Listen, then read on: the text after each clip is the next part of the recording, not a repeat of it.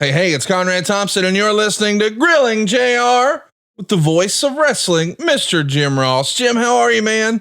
I'm good. Good morning, Conrad. Good morning, everybody, as we record this on Wednesday morning. So we haven't seen Dynamite yet. That's great. So we can't talk about Dynamite. Hope you guys watched. I was very curious to see how the match would be structured with Hook and Samoa Joe. So for those of you, many of you know, I don't know at this moment, but I was real curious about that match. I thought it was I like things like that where you got to see that their size gives you a definitive story to tell as a broadcaster. You got the underdog, smaller guy, big Hart, looking to win his first championship.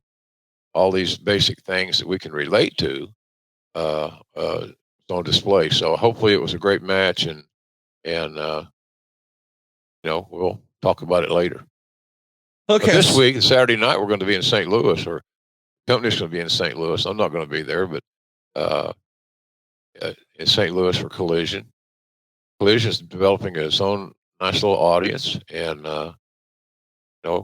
good roster of talent, as you can see if you're watching on YouTube, which you should be. We got lots of big news coming on YouTube too, Conrad.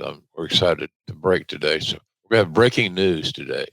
I love it. We are going to be talking about YouTube, and the world right now is probably talking about Hook and Taz. I think Hook has such an upside, such a young guy. They've done a great job with his positioning.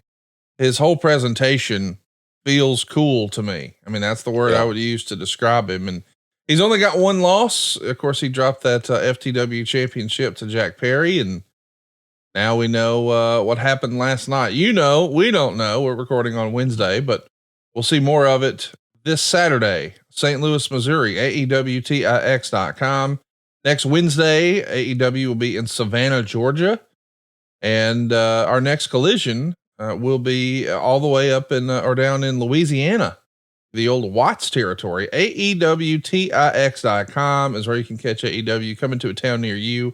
It won't be long. They're going to be here in Huntsville. Huntsville is actually going to be the go home edition of both Dynamite and Collision for Sting. So your last chance to see Sting before his last match will be in Huntsville, Alabama at the Probst Arena. I'm going to be there, of course, and love to see you there. February 28th, 2024, AEWTIX.com. I do want to talk a little bit about some NFL stuff before we jump into our topic today. We're going to be talking about the Royal Rumble from 1994 today. It's hard to believe that was 30 years ago. My gosh, where does the time go?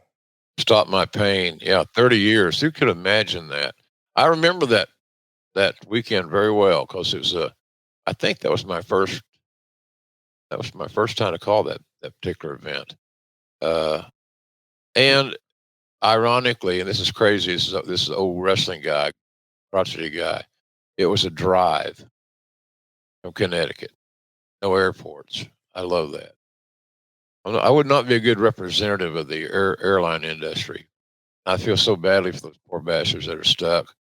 I saw a thing on Facebook where Rikishi stuck someplace. And so that's not cool. Then all those cats and jammers from WWE got stuck in, of all places, Lincoln, Nebraska. Can't get there from here. Then I saw where they're trying to figure out how to get from Dallas to Little Rock. Get your ass in a car and you drive. That's right. You don't wait till the last minute to figure that out. And it's not a horrible drive. It's 4 or 5 hours. It's all interstate. So, everybody's entitled, boy. I'll tell you, if I don't get my first class nonstop flight, I'm not happy type thing, of which I can relate to, actually. I was fixing to say, now that's a creature comfort we could all get used to. Yeah. Why not? You earn certain perks. Well, it's going to be hard to have some perks when you're pulling for the Bills. What a weekend of NFL football they saw this past weekend. The Bills game was canceled on Sunday because of snow. That's smart. So they did it on Monday at 3:30 Central Time. And now they're playing host to the Chiefs, who had some pretty frigid conditions when they beat the Dolphins this past week. So the Bills are a 2.5 point favorite hosting the Chiefs. That's going to be the barn burner of the weekend, Jim. What do you think, man? Chiefs, Bills in Buffalo. Who do you got? Well, if Buffalo and the quarterback specifically play like they did in their first that wild card game, I'm going to go with Buffalo. I still think the home field has some significance. You know, that's just my take on it, old football guy. So I am thinking that the Bills cover. I'm pulling for the Bills. I would love to see it for them. I also love to see what happens with the Bucks and the Lions. I have to admit, I thought for sure the Eagles were going to turn it around in Tampa. They did not. Somehow the Ric Flair curse. I've joked about this on social media. Whenever Rick endorses a team and says go so and so, it's like a modern Madden Day curse, where or a modern day Madden curse where they lose. Well, he was pulling for Michigan, and then he was out there firing the cannons for the Bucks, and the Bucks somehow beat the Eagles. Monster collapse from the Eagles in the second half of the season. But now they are a 6.5 point underdog going to Detroit. Detroit seems to have gotten hot at the right time. What do you think? Bucks or Lions in Detroit, Jim? Well, sentimentally, I'm pulling for Baker Mayfield, the former Oklahoma quarterback who had a hell of a game. Yeah, he did. In beating the Eagles. And I picked the Bucks to win that game, as I recall. But I think their luck's run out. Detroit's hot. And we talked home field advantage. If you watch the Lions game, if I said Lions, if you watch the Lions game in the playoffs, you heard that crowd. You saw how they affected the play calling of the opposition. In this case, the Rams. Rams, a good team. Yeah. And they got good young talent, and that was a hard-fought win, no doubt about that. But I think that I think Detroit's going to win the game. What would you say the spread was? 6.5 is the Lions. They're a 6.5 point favorite. The Bills were a 2.5 point favorite. Let's talk about the Packers and 49ers. 49ers come in a 9.5 point favorite this Saturday night in San Fran. Do you like the Pack or the Niners? Well, I'm going to go against the grain here. I'm going to go with the Packers and the points. Wow, there you go. Well, they're hot, and the key thing is it's like March Madness. 5 players that are the hottest and peaking at the right time have the best chance to win. Simple formula. Peak at the right time. And it seems like the quarterback Love of Packers is peaking. He's come along. He's become a hell of a quarterback. So I think if Love can get hot and get that ball he's got a lot of receivers. Nobody's the guy that it seemed like. A lot of depth in that regard. I'm going to say that the Packers play within the spread. Last one, we got the Texans and the Ravens. The Texans are a 9 point underdog. The Ravens, playing host, of course, are a 9 point favorite. I know our pal John at Jimmy's Famous Seafood. He's rip roaring, ready to go. What do you think? Ravens -9 or Texans +9? Well, the Ravens have a better team. They have the best team. They're playing at home. They got Lamar Jackson, who's should be the MVP, I think, of the National Football League this season. I think it's some of the same analogy I spoke of regarding Jordan Love. Young quarterbacks get hot. You never know what's going to happen. And certainly Houston's got a great young quarterback. So it's a quarterback league, and there's some great talent on display this weekend. No doubt about that.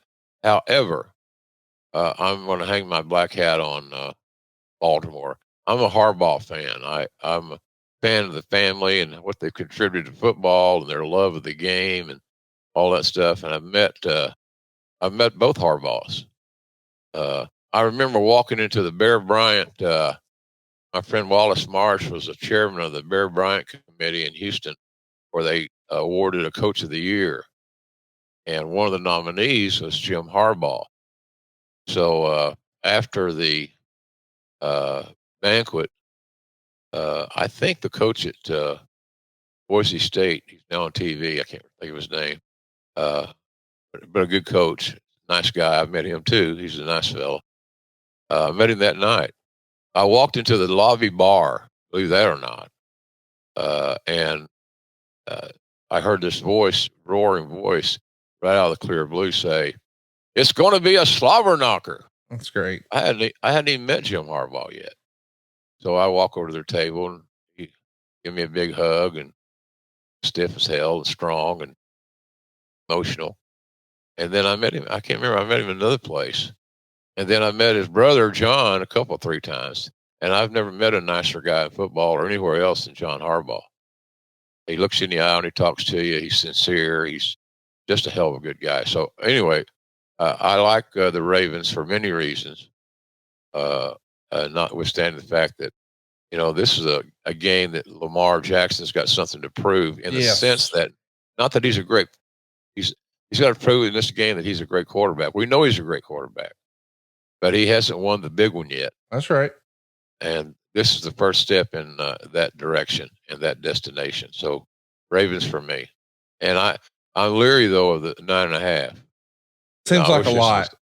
It seems like a lot. I've known over the years from my occasional dalliances in gambling football that that's a big spread. It is.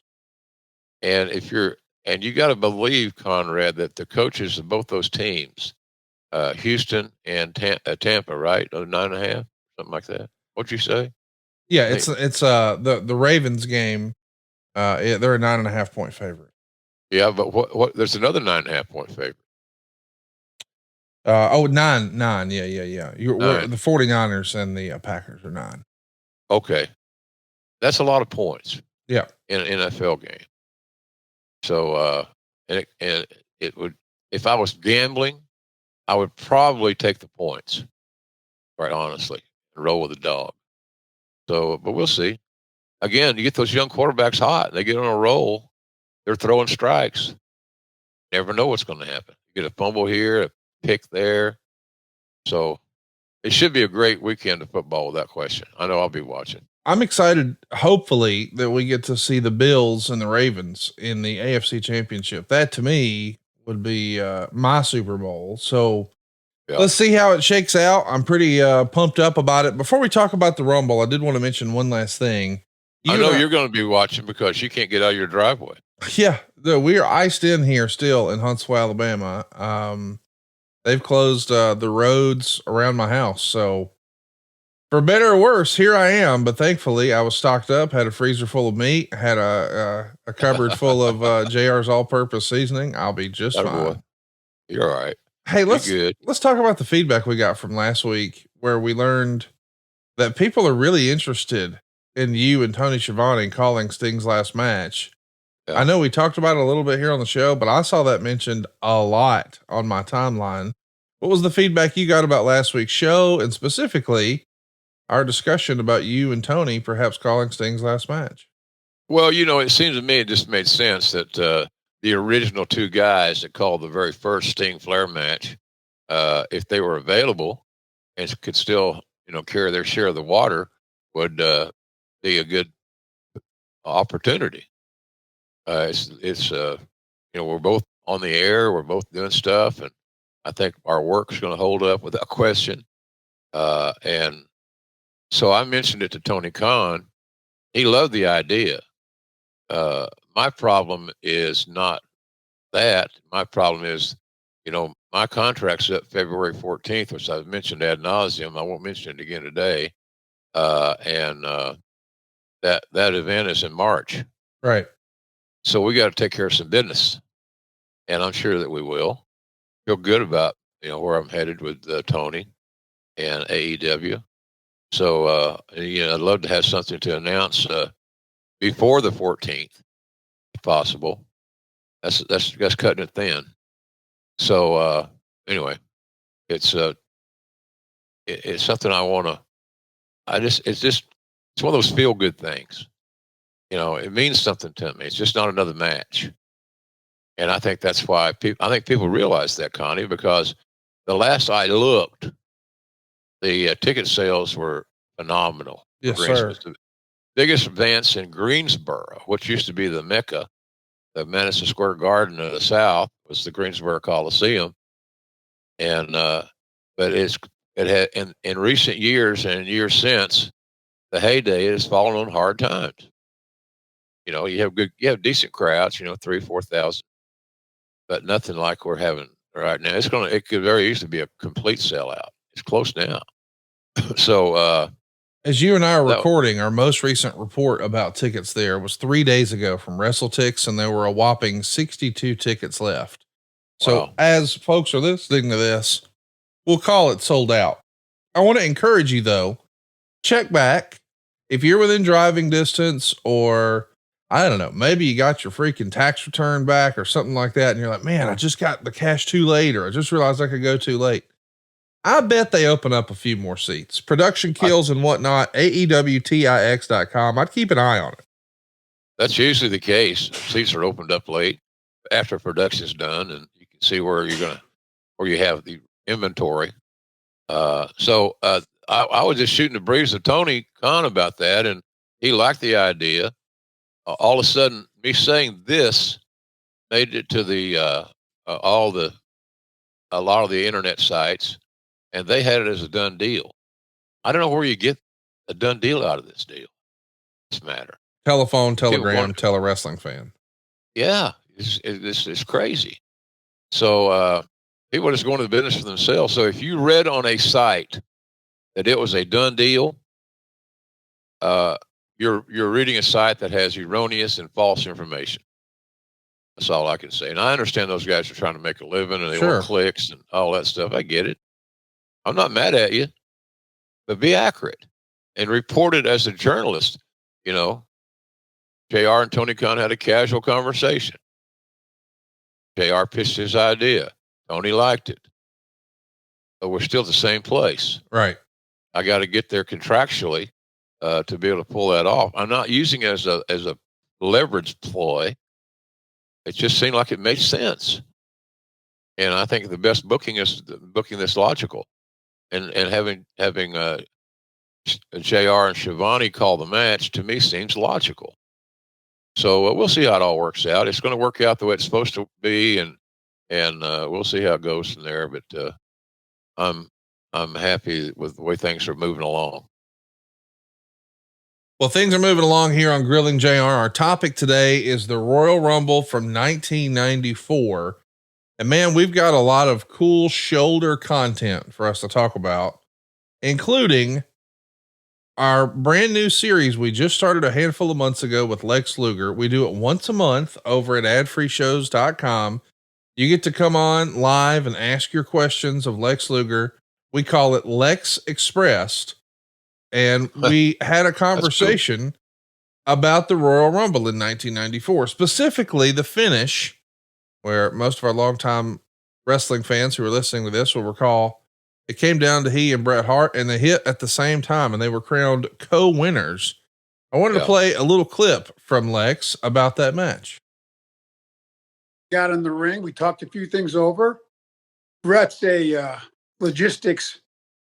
He's got his doctorate in that. So we just worked out. They wanted to keep it quick and simple. We didn't want to do like a long wrestle off to get to the end of the match. So we just decided to go at it. And we ended up with Bret crossbodying me, and they wanted me to go backwards over top rope. Now, I had never actually gone backwards over top rope before with holding a guy. Right. I'd gone over the back rope backwards before because of as a lot of fans like I said, I stuck to a very basic, limited repertoire. So was never known as a high flyer. So going backwards over the top rope, holding Bret, I'm kind of thinking, well, how do I protect myself? Because I'm holding him. Bret, of course, took care of everything. The master tactician and technician he is. I don't know how he did it. He hugged me, held my head in, and as I went over backwards, and even Vince in the back, when we came through the curtain, he jumped up because he said even the slow-mo cameras, the technology wasn't what it is today. that you couldn't tell who hit first. Right. And that was a miracle. For that to be able to time out that way, even Bret said, man, I can't believe we were able to hit simultaneously when you couldn't even see on the replay, slow-mo, who hit. So, but we didn't actually do it full speed live. We were in the ring beforehand for the people in the building, but we just went live and did it, and we hit it. It was quite the moment. Catch Lex Luger every single month exclusively at adfreeshows.com, where you'll also find the book with David Crockett, where we go episodically, day by day, week by week, show by show through his brother Jimmy's red books. You'll see who was on what card and what town and what the gate was. And we talk about the behind the scenes of running Jim Crockett Promotions. We're getting 1986 kicked off this month with January 86. You can also enjoy Tuesdays with the Taskmaster, Kevin Sullivan. How about Monday Mailbag with Mike Chioda and Nick Patrick? We also have a Q&A with me where I answer all of your financial or credit questions or what have you with Ask Conrad. A lot of bonus content, including a piece of bonus content from all of our favorite co-hosts every single month exclusively at adfreeshows.com. So Jim, we're talking about Royal Rumble 94 here. I guess we should mention the most recent pay-per-view prior to that was Survivor Series 93. And that show wound up being the second pay-per-view for Radio WWF. Can you tell us about this radio venture? I know you were a big part of it. What did this entail and what was required to produce that? And how did you generate revenue from it? Just lay out the business plan for us. Well, as far as I was concerned, the business plan was to get it on the air. We had a staff that was going to take care of the production, sailing of the time, all that good stuff. So I was not involved in any of that. Thank God. You don't need me screwing up any more than I normally do. But it was decided that it would be Gorilla Monsoon and myself doing the call. And so that's kind of the Gorilla and I sit and talk. We always dress in the same locker room. We talk, about it. And the difference between doing the theater of the mind, i.e. radio, right, and TV is significant. So, and of course, Gorilla being a sports fan and a smart man. And I've said this before, I've never met a nicer man in wrestling than Gorilla Monsoon.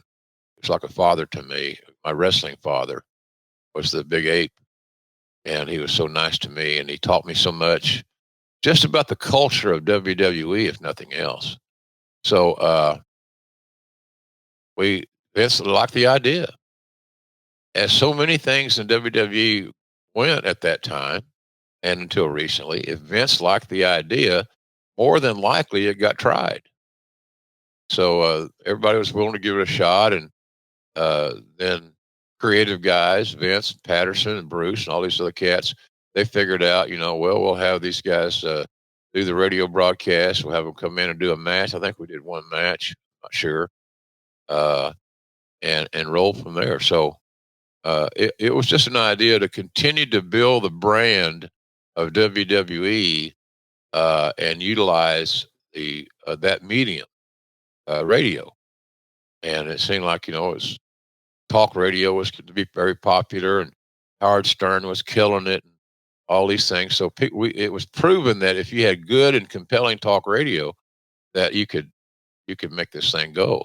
At least that was a thought. And so that's where that come from, Conrad. Just an idea I had.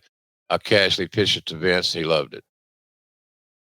Well, not only did he love it, he went for it. And you guys did Radio WWF here for this very event. So if you can't get enough Royal Rumble 94, or if this is one of those first events you saw in your fandom and you want to relive it, let's recommend you go check out our YouTube channel, Grilling JR on YouTube. We actually have your Radio WWF call, which would be, man, look at that graphic right there. That's a handsome fellow. Grilling JR on YouTube.com. We've got the 1994 Royal Rumble WWF radio broadcast, including the Owen angle, the Owen promo, and so much more. Go check it out. You won't find it anywhere else. It's Grilling JR on YouTube.com. Let's talk about how we got here. I guess we'll pick things up from, say, Survivor Series 93 and get us over to the Royal Rumble. November of 93 was really a month of changes here in the organization. Joe Fowler left the company. He had been hosting the face-to-face localized house show promo segments on each syndicated show for all the different markets. He was essentially filling in for Mean Gene once Mean Gene left in September. And it's been written that Mean Gene absolutely hated doing these, and is one of the reasons he was not too sad to see this run with the WWF come to an end. Yeah. What do you remember about Mean Gene and the local promos? And what do you remember about Joe Fowler and his cup of coffee here? Joe Fowler was very skilled. He's still doing infomercials on television. I see him every now and then when I'm up late, channel surfing. You'll run across old Joe. He didn't look like that pitcher. He's gained a lot of weight, but he's very good at what he does. But here's was his downfall, if I can get it out. Unlike me just then, Joe didn't have a lot of product knowledge. So sometimes when you don't have a lot of product knowledge, you use the wrong adjectives. And we were on such a time crunch because of the volume of work that we had to do. You know, that was a major production to do those inserts. Huge. I never knew that Gene, but Joe wasn't long for the world. He just, you know, he was very introverted, seemingly. Very nice guy. Very nice guy. I remember riding with him from Providence back to Connecticut, and praying for places, you know, Roy Rogers or something to get something to eat. The exotic life of a pro wrestling announcer.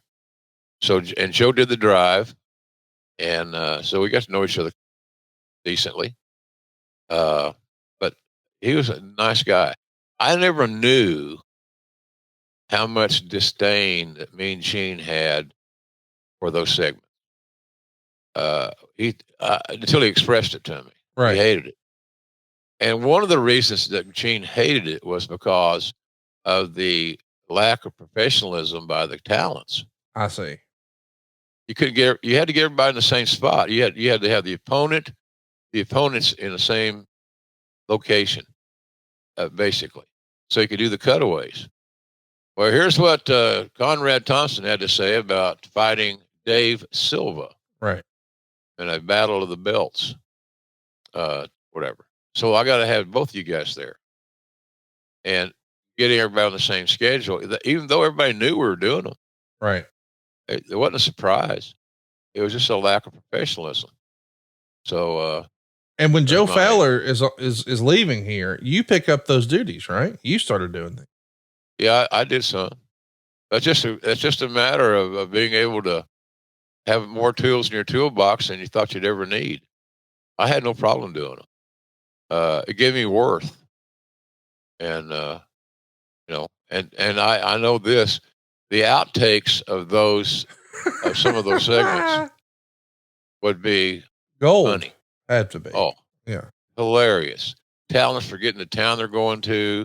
They forget who they're wrestling, and they got to look over across the way 6 or 8 feet, and there's their opponent. It was nuts. So, but it burned you out quickly. The volume was killer. And unfortunately, all of our talents did not take it as seriously as I did. So you didn't want to get bogged down. Then somebody starts laughing. They can't stop laughing or whatever. So I understand Gene's plight.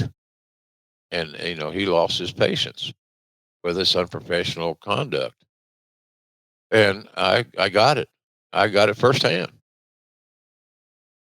Well, and to be clear, you know, some of these folks, you know, they have to do one of these promos, whereas the guy who's holding the stick, like it's you or Mean Gene or Mr. Fowler, he's probably got to do 40 of these. So while it's funny that you can't stop laughing, he's got 39 more to go. Let's get the show on the road, I'm sure. Pretty much. That's pretty much it in a nutshell. Let's talk about Jerry Lawler. Our old pal Jerry had some legal issues here in November, and that means he's not going to be on TV for a bit. So instead, our other buddy Bruce Pritchard gets the opportunity, and he debuts a new character that was not long for this world, Rio Rogers. He's going to replace Lawler on the first week of Superstars that Lawler's out. And this is basically Bruce doing what he would call a bad Dusty Rhodes impression. From that point forward, Stan Lane is brought in as his replacement. I want to talk about what you thought about Rio Rogers and how you felt about Stan Lane as a broadcaster here on Superstars with Vince. Well, Bruce had a million miles of personality. He wanted Bruce, I think secretly, I don't even secretly, he loved performing as a character. He loved being Brother Love, and he was great at it.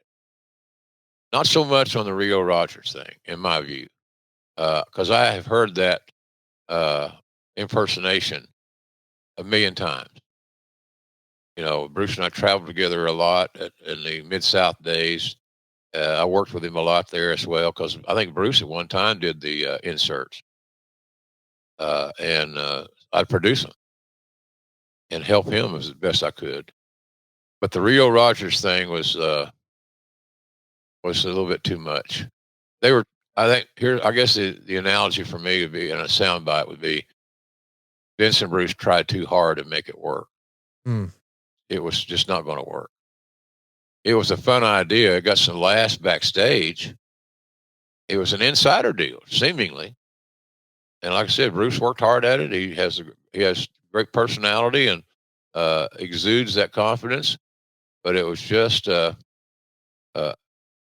not good casting. That was not his forte. That character was not Bruce's forte. But I understand the effort in trying and all that good stuff. Who else did you ask me about? Stan Lane. Oh, Stan, yeah. I was happy to see Stan get work, you know, because I developed a decent rapport with Stan in the Midnight Express days, and never had a crossword with Stan Lane. He was always on time. Stan was an old school guy in a lot of ways. He was hip and contemporary in his look, his attire. You know, he needed reps, and it's hard to go on and make your debut on WWE television without some background. And you can only do so much in the studio practicing. Kind of got to get there, and then to get in there with the talents for those inserts is again another whole nother element. But I thought I was happy for him. I was happy for him. He dressed the show up. Vince loved him because of his look. That picture with Vince and Stan, we just showed moments ago on YouTube. There they are again. Was just Vince loved that. It freshened him up even. Yes. So I was happy for Stan.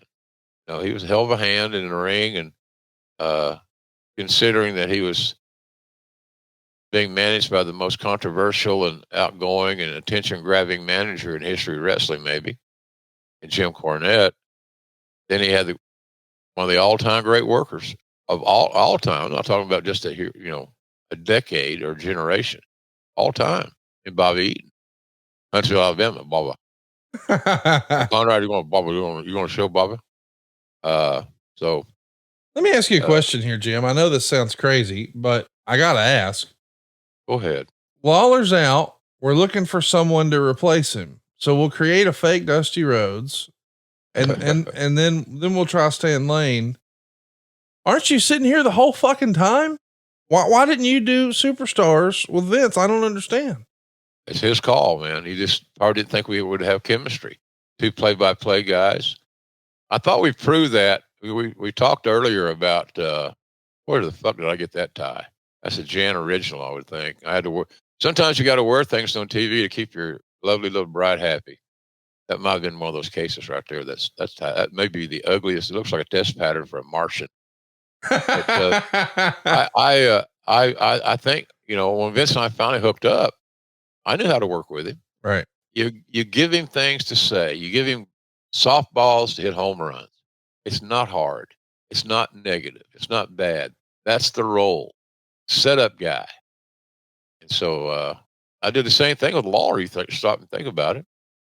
Same thing.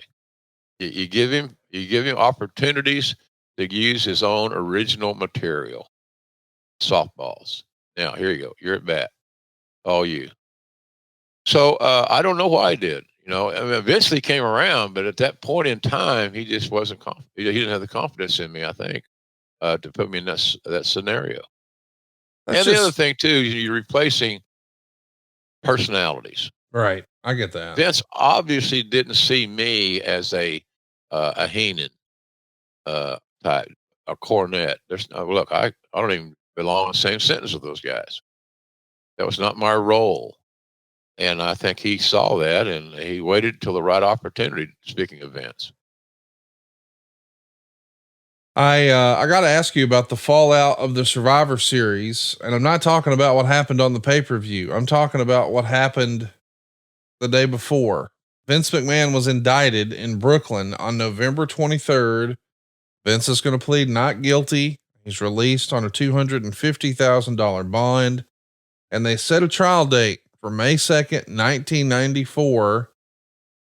You probably knew this was coming. It wasn't exactly the best kept secret in wrestling, but this has to be stressful times, not just for the McMahon family, but for everyone working in the office and just under the employ of Vince in general. What do you remember about Vince being indicted here and how that affected you? Well, it certainly was unsettling, this indictment, dealing with the feds. My experience with the feds was watching reruns of Elliot Ness. Cornette does a great impersonation of Walter Winchell. In a gangland hideout of Elliot Ness. He's better than me. I don't know where I was, but I wander a lot at this age. All my vacancies, mental vacancies, I blame on my old age, and I've been sick. I love you for that. So it's got to be less than ideal working for a guy who's been indicted. No, I was going to finish my answer. I'm sorry. It was unsettling because we didn't know. It was unprecedented. Anytime you're traveling in a situation where the destination, you still got to go do TV, you still got to do a pay-per-view, you still got work to do in your area. It's very unsettling. So a lot of unanswered questions. I looked at it as I think you have to, as opportunity, potential opportunity, better said. And I thought, well, hell, I'm on the bench. I'm not playing. Maybe this will move me one seat closer to getting in the game. We should also mention this Survivor Series storyline that's coming out is Owen Hart was the only Hart eliminated during the Hart family versus Shawn Michaels in the ninth match. And of course, this is the story of Bret and Owen being the brothers who are trying to make it work. And I know that Bruce has told us before that Vince took issue with this and said, brothers don't fight. And of course, Bruce, who grew up with a bunch of brothers, knew that was not true. There's been a lot of talk about Bruce and Jerry Jarrett being the two guys who were sort of pushing for this. What do you think of the Bret and Owen storyline? And who do you remember being the main driver behind the scenes for that? If Bret Hart was for it, then I'm for it. Yes. If Bret and Owen together collectively endorsed the creative, then I'm perfectly fine with it. Because that's who you got to make happy. This is the first time I'm hearing of, now Bruce was involved in a lot of creative for years. I wasn't aware that Jeff Jarrett was involved. No, Jerry Jarrett. Or Jerry Jarrett. Yeah. Sorry. I wasn't involved in any Jarrett Newt, but I can see that being the case.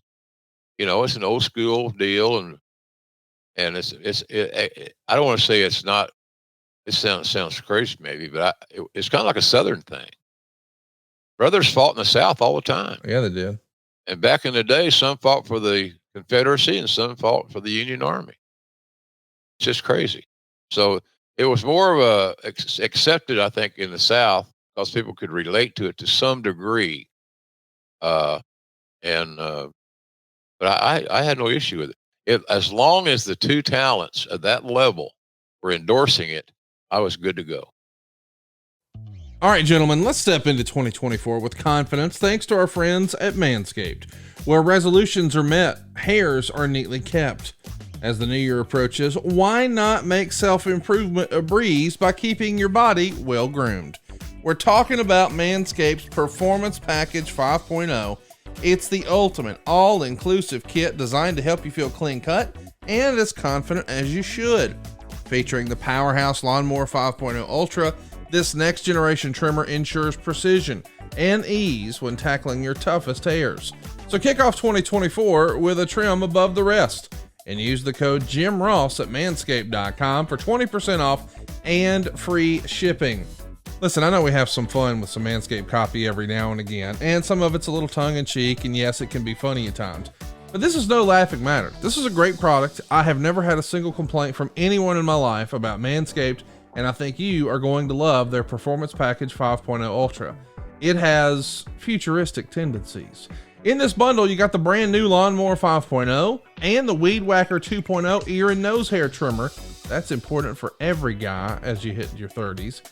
Not only the trimmers, guys, we've also got you covered with the essential aftercare products.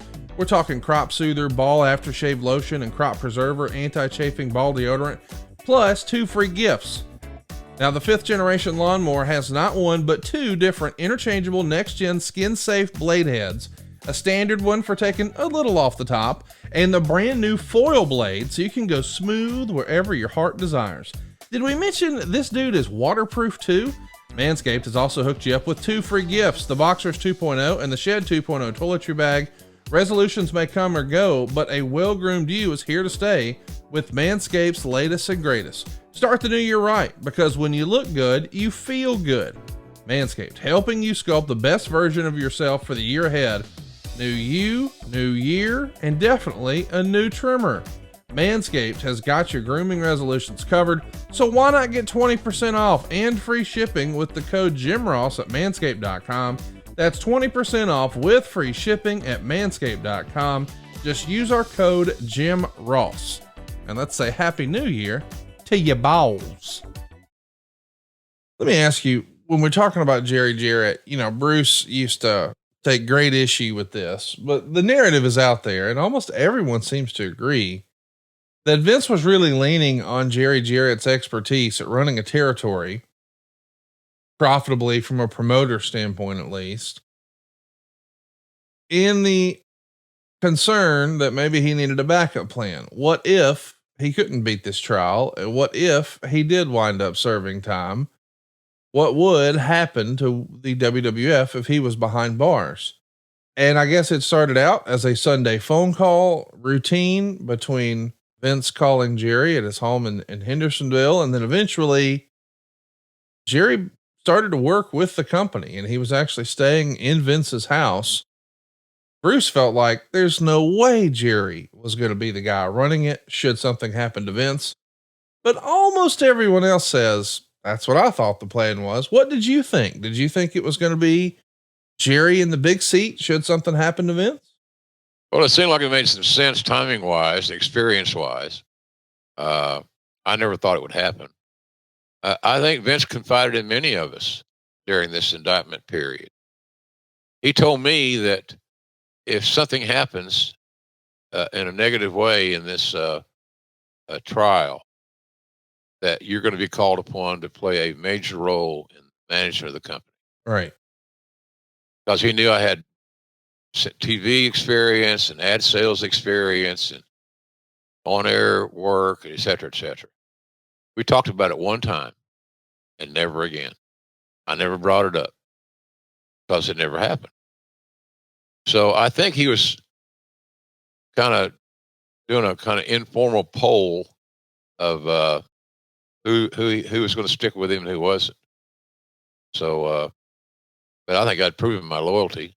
Oh, sure. We did a lot of things, worked every day. A lot of pay cuts. Pay cuts. Yeah. So my loyalty should never have been questioned then or now. Also coming out of the Survivor Series, the tease of a Yokozuna Undertaker story between the world champion and the dead man is going to set up a casket match here at the Royal Rumble. And there's a lot of build based around the Undertaker building a very big casket to fit the oversized Yokozuna. This is going to be the Undertaker's return to the main event scene for a title shot. Really the first time he's been in that mix since Hulk Hogan back in 91. Also coming out of the Survivor Series, the WWF rules that there was only going to be one doink going forward, and it leads to Dink. What'd you think of Dink? Did we really need a smaller doink? Were you in favor of that? I like the fact that the little guy got a payday. Yes, sir. I like that. Creatively, did I fall in love with the character? Not really. I love Matt Bourne as Doink. He was perfect, and he pulled it off amazingly well. And by the way, backing up a step, I was also very intrigued by the double wide casket. Obviously, with potentially Yokozuna going in it, it had to fit him. He had to fit it, I guess, more specifically. So I thought that was kind of a cool idea, the double wide. I guess that might have been my Oklahoma background speaking, because I lived in a double wide at one point in time. I also lived in a single wide before I got affluent. Let's talk about your pal Bobby Heenan. He finishes up with the WWF on the first Monday Night Raw in the month of December, and he's going to leave the company. It's a very memorable send off when he's kicked out of the building by his old friend Gorilla Monsoon. Man, it's one thing to see Mean Gene go, but now with Gene gone and Bobby gone, it feels like a different WWF. What do you remember about Bobby's exodus from the company and that fabulous bit on Monday Night Raw? Well, I think that we the company got Mean Gene more money and Bobby more money. Now that's this, as the story goes. You should talk to Eric about that sometime. He'd know. They would have been talking to him. And I don't know if it's true or not, but I've heard that, and I can see it being okay. I can dig that. I can see that. It was, look, when you lose, arguably one of the top 3 or 4 or 5 talkers in the history of pro wrestling, and that covers a lot of ground for a long time. You never have that conversation without mentioning Bobby Heenan. Sometimes I'm sure there are fans out there listening and watching us today. We appreciate you. Thank you so much. That would argue the point that Bobby Heenan is the best talker of all time. And I like to go back and look at some of that old AWA stuff where he would wrestle more often than not, seemingly. His timing was just impeccable. His timing in the ring was impeccable. His timing on the microphone was impeccable. To me, there's been no greater talker in pro wrestling or a character than Bobby the Brain Heenan. He's just, so how do you replace that guy? Yes. Well, you just roll your sleeves up and try to find another star or two in that role. And we had Jerry Lawler. Well, not a bad trade-off. You have that conversation, Connie, about great talkers. Yeah. Lawler's going to be in that discussion too. No doubt. Well, listen, this creates an opportunity, just like in football, when one player goes down, you look to the depth chart, and Bobby being out means you make your first Monday Night Raw appearance. It's taped before the Rumble to air after the show. Look at my goddamn hair. I can't believe that. I want to go through the screen right now and slap myself. That's before, you can always tell before Bell's palsy, because I'm so self-conscious of my smile or lack thereof. There's that ugly fucking tie again. I didn't keep that tie, as a matter of fact. It got lost in travel. Damn it. I hate when that happens. I think I left it in my room. Of course you did. Yeah. Hanging on the hook behind the bathroom door. So, I don't know where I was, but I'm wandering again. But nonetheless, you're back on Monday Night Raw for the first time. I'm back on Monday Night Raw, and it was a big boost to my already and growing massive ego to finally think that I overcame a lot of a bad hand more often than not. Then the friggin' Bell's palsy nailed me in, I think, January of '94. because I know Jan was on a flight. She was a flight attendant. She was coming home that day. She thought it had a stroke. I looked horrible. One big old eye, and it was bad, and it killed me. Done. And I got released in like 3 or 4 months later, because my face was still healing. And I don't blame you. Can't put a guy that can't smile, can you, on TV? Well, I guess the old rules of engagement where you can't. Now it's changed a little bit, thank God. Tony Khan's a lot more reasonable. And I'm not out there for my looks. I'm out there to try to call the match and get the talent over. Never change. That scenario never changes with me. And the day I have a boss that says, I don't care if you get talent over or not, just shoot the shit. That's when I need to be thinking about making my exit, finding the exit door and getting the hell out of there. Because I can't do that. I got to tell the story that I see on my monitor. That's the magic. I tell all the announcers that. Watch the monitor. Fall in love with it. Say the same thing to talent. When you're taking a flat back bump, assault the mat. You want to assault the mat and let people wake them up. And, just certain little things like that. But anyway, I was ecstatic. I was very happy. Apprehensive, because again, you're working with the most powerful man in your world, anywhere in the world. So it was excitement. I was excited and looking forward to the opportunity, and hoping and praying that Vince and I were going to have enough chemistry that I would stay. Well, Vince had some chemistry with Gorilla Monsoon. Gorilla is going to step in to Bobby's spot on Wrestling Challenge. Bobby's final appearance on Wrestling Challenge was on December 5th, along with you. And moving forward, it's going to be you and Gorilla on Wrestling Challenge. Loved it. And this is a little bit different. I know that some people will hear that and say, yeah, well, what's different about that? For so long, the formula in the WWF had been a heel color guy. So Right. You had a babyface play-by-play and a heel color guy, and it worked, whether it was Jesse Ventura or it was Bobby Heenan. But now Right. You've got essentially 2 baby faces. Was that a challenge for you, or did it make it easier, or is it just different to not have a heel and instead just you and Gorilla, 2 beloved baby faces talking about wrestling? Thank you. Beloved. Well, Old man like me likes being beloved. To be frank about it. No, I felt very comfortable because Gorilla and I have become great friends. We communicated well away from the TV cameras. So, and I love the guy, and he loved me. So, and Gorilla had a very sharp wit about him. So I knew that when he saw something that he didn't like, somebody would take a bad bump, something would make the edit that shouldn't have, he would express himself.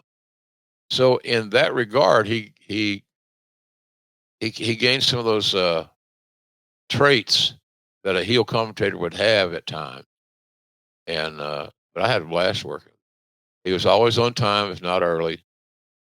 We did voiceovers for Superstars on Tuesday, and we did voiceovers. We do 3 shows, as they would on Tuesday for Superstars. Voiced over 3 complete episodes, and they would cater food in for us. I may have told this story before. If not, I apologize, or if I have. Vince's catering was a whole different area.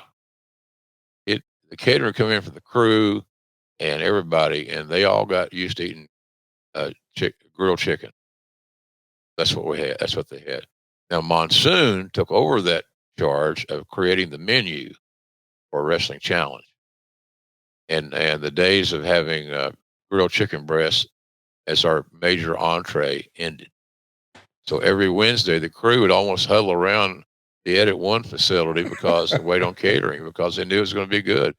But Monsoon would order meatball subs and chicken parm and strong Italian feel. There were so many good Italian restaurants there in Stanford that it was too good to pass up. So that was a Monsoon mandate. That's like it's mandated on the rental cars. I drove when we go someplace and meet in Connecticut, but he had to have a Cadillac or a Lincoln, big car, in other words, with leather seats, so he could he could slide out in and out easier. And when he got cloth seats, he was held to pay for the travel people that ignored the request until they got it right, and then it never changed.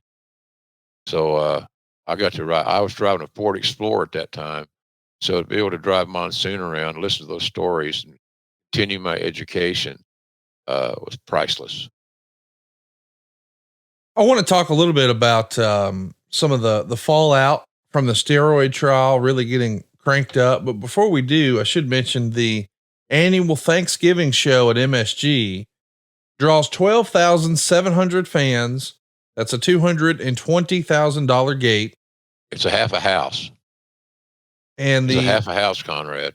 Yeah, they hold what, 20 or so there? Yeah. And the pre-sale for the Royal Rumble was not like the Survivor Series was. The Survivor Series was built around one of the last big shows at the Boston Garden, and it sells out almost immediately.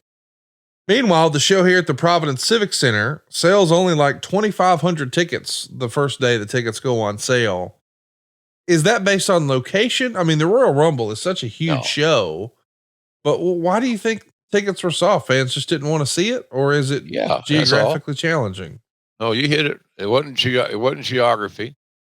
Providence at times had been a major stop, consistently good, solid in the WWF for years. I found out that Providence had a plethora. Monsoon again, God bless his, he never leaves me. It reminded me that, he loved going to Providence because of all the Italian places. I didn't know they had such a strong, I should have thought about it. I just didn't. So it had everything to do with the attraction. We didn't have enough people over for that concept. We tried to get Taker and Yoko hot. It did to some degree, I think, all in all. But we didn't have what they wanted to see. They, meaning the fans, the consumer. The number one priority in anybody's business is your customer base. And we didn't have what our customers wanted to see. And they expressed that by selling 2,500 tickets for a major show. We've got Medusa coming in. She's going to make her debut as Alundra Blaze, and she's going to win the WWF Women's Championship in the final of what was an almost fictitious tournament. Or really, it was just the last match that was acknowledged. Medusa is going to defeat Heidi Lee Morgan. And this is the WWF sort of reintroducing the women's title for the first time since 1989. We know that the women's scene is much, much bigger now. They've had that momentum for about 10 years. But what did you think here in late 93? Did you think there was money in women's wrestling in the WWF? Or, I mean, I know we all love Medusa's work. Yeah. The scene was not nearly what it is now. There's not a ton of high level female wrestlers in 93 as best I can recall. She was really a great addition, I thought. She meaning Medusa. Yes. She had a male mentality of being tough and forceful and expressing oneself. She had no issues, and still doesn't, in doing that, sharing her opinion.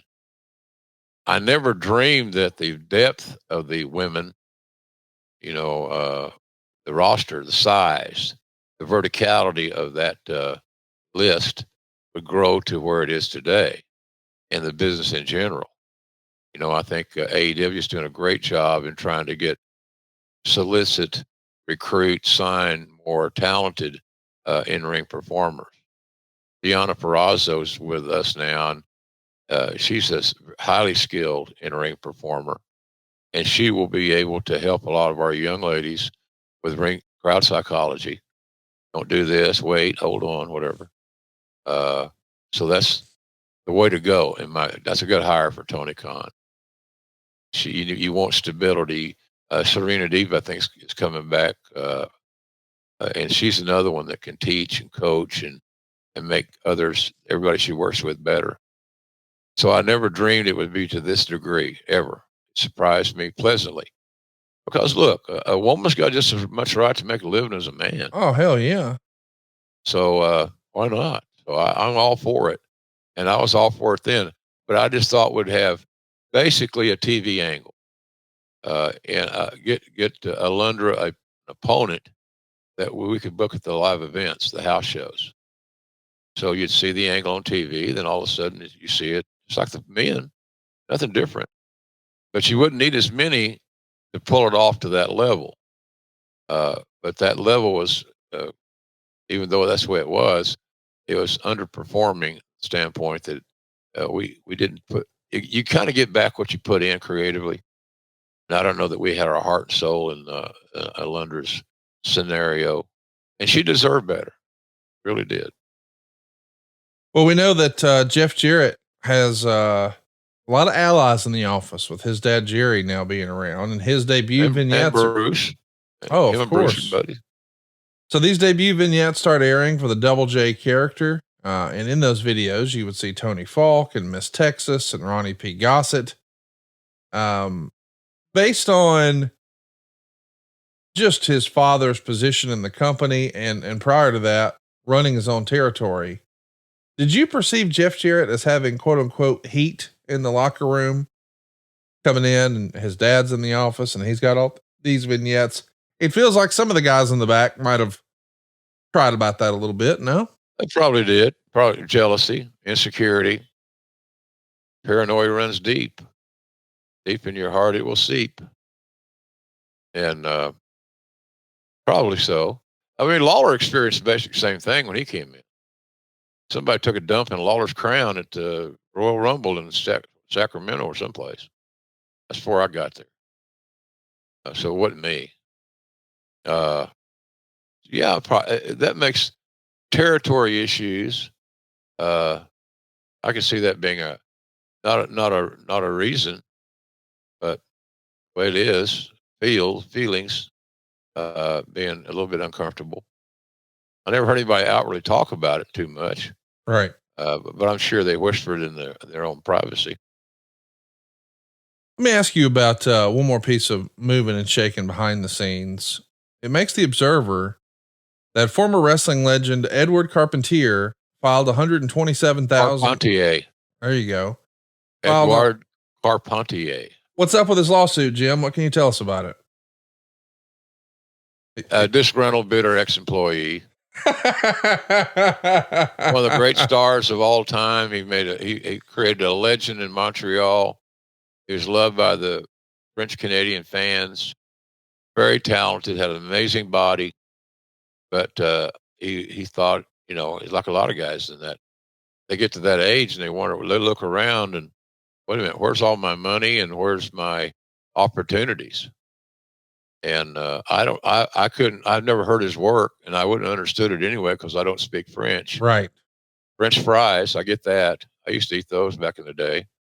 Can you believe, Conrad, I haven't had a piece of bread or a potato, for example, or a drink of booze, and probably getting close to 3 months. Wow. Look at you. Congrats, man. That's awesome. Yeah. I think I've lost 30 pounds. Look at you, dude. That's unbelievable. Just cut the booze and all the carbs out. Yeah. Yeah. And sugar. Yeah. Sugar is a big thing too. That's the main. I look at labels now. I feel like the old grumpy guy in his yard, I look at labels. I stop in the aisle and make sure I parallel park in the aisles of the grocery store. What's that place I go to? Starts with a P. Publix. Publix, yeah, that's it. Thank you. Ding, ding, ding. You win a new car. So I'm watching it. Sugar intake. I have a routine now, things I eat. And luckily for me, at this point in time, I'm not tired of them yet. I like that oatmeal, man. That low fat, low sugar. And the original packs of oatmeal has no sugar in it whatsoever. So you mix one of those with one of the flavored ones that's got like 2 or 3 grams of sugar, and you have You have a great breakfast. It don't sound very exciting, but let me tell you something, folks. When you're trying to lose weight or you want to watch your weight or get healthier, uh, it's pretty damned important. And I don't have Jan here to feed me. I'm up on my own devices, and that could be dangerous in any form of my life. Too much free time is not good for old JR. Well, our man, Edward had maybe too much free time here. He's 66 years old. He's suing for wrongful termination. He had been doing the French commentary on the syndicated shows from 84 to 92, and Titan fired him on October 27th, 1992. And in the letter where they fired him, they said he was negligent, incompetent, and disinterested in the product. They offered him $1,600 in severance pay, but he never received it. So now he's suing for his salary for the 14 months remaining on his contract, which was like 53 grand. He wanted an additional 25K for defamation, another 25,000 for age discrimination, and why the hell not 25,000 in punitive damages. With him out, Raymond Rougeau is going to take the spot in French commentary, and man, it feels like he had that job forever. Raymond's a class act too, boy. Yeah, class act without question. Well, somebody I really have great respect for. He's really a good guy. His brother Jacques had probably more charisma. And those that preceded me said Jacques would be a handful to manage. I never encountered that, as long as you're straight with him. Most wrestlers will give you their real personality and peel back the onion a little bit if you're just honest with them. Yeah.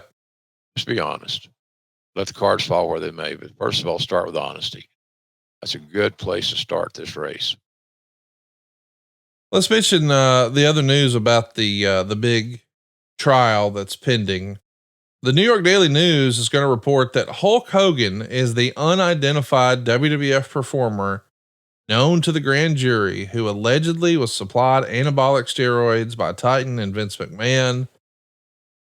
This is big news. Obviously, you've got the biggest company and the biggest name. Woof.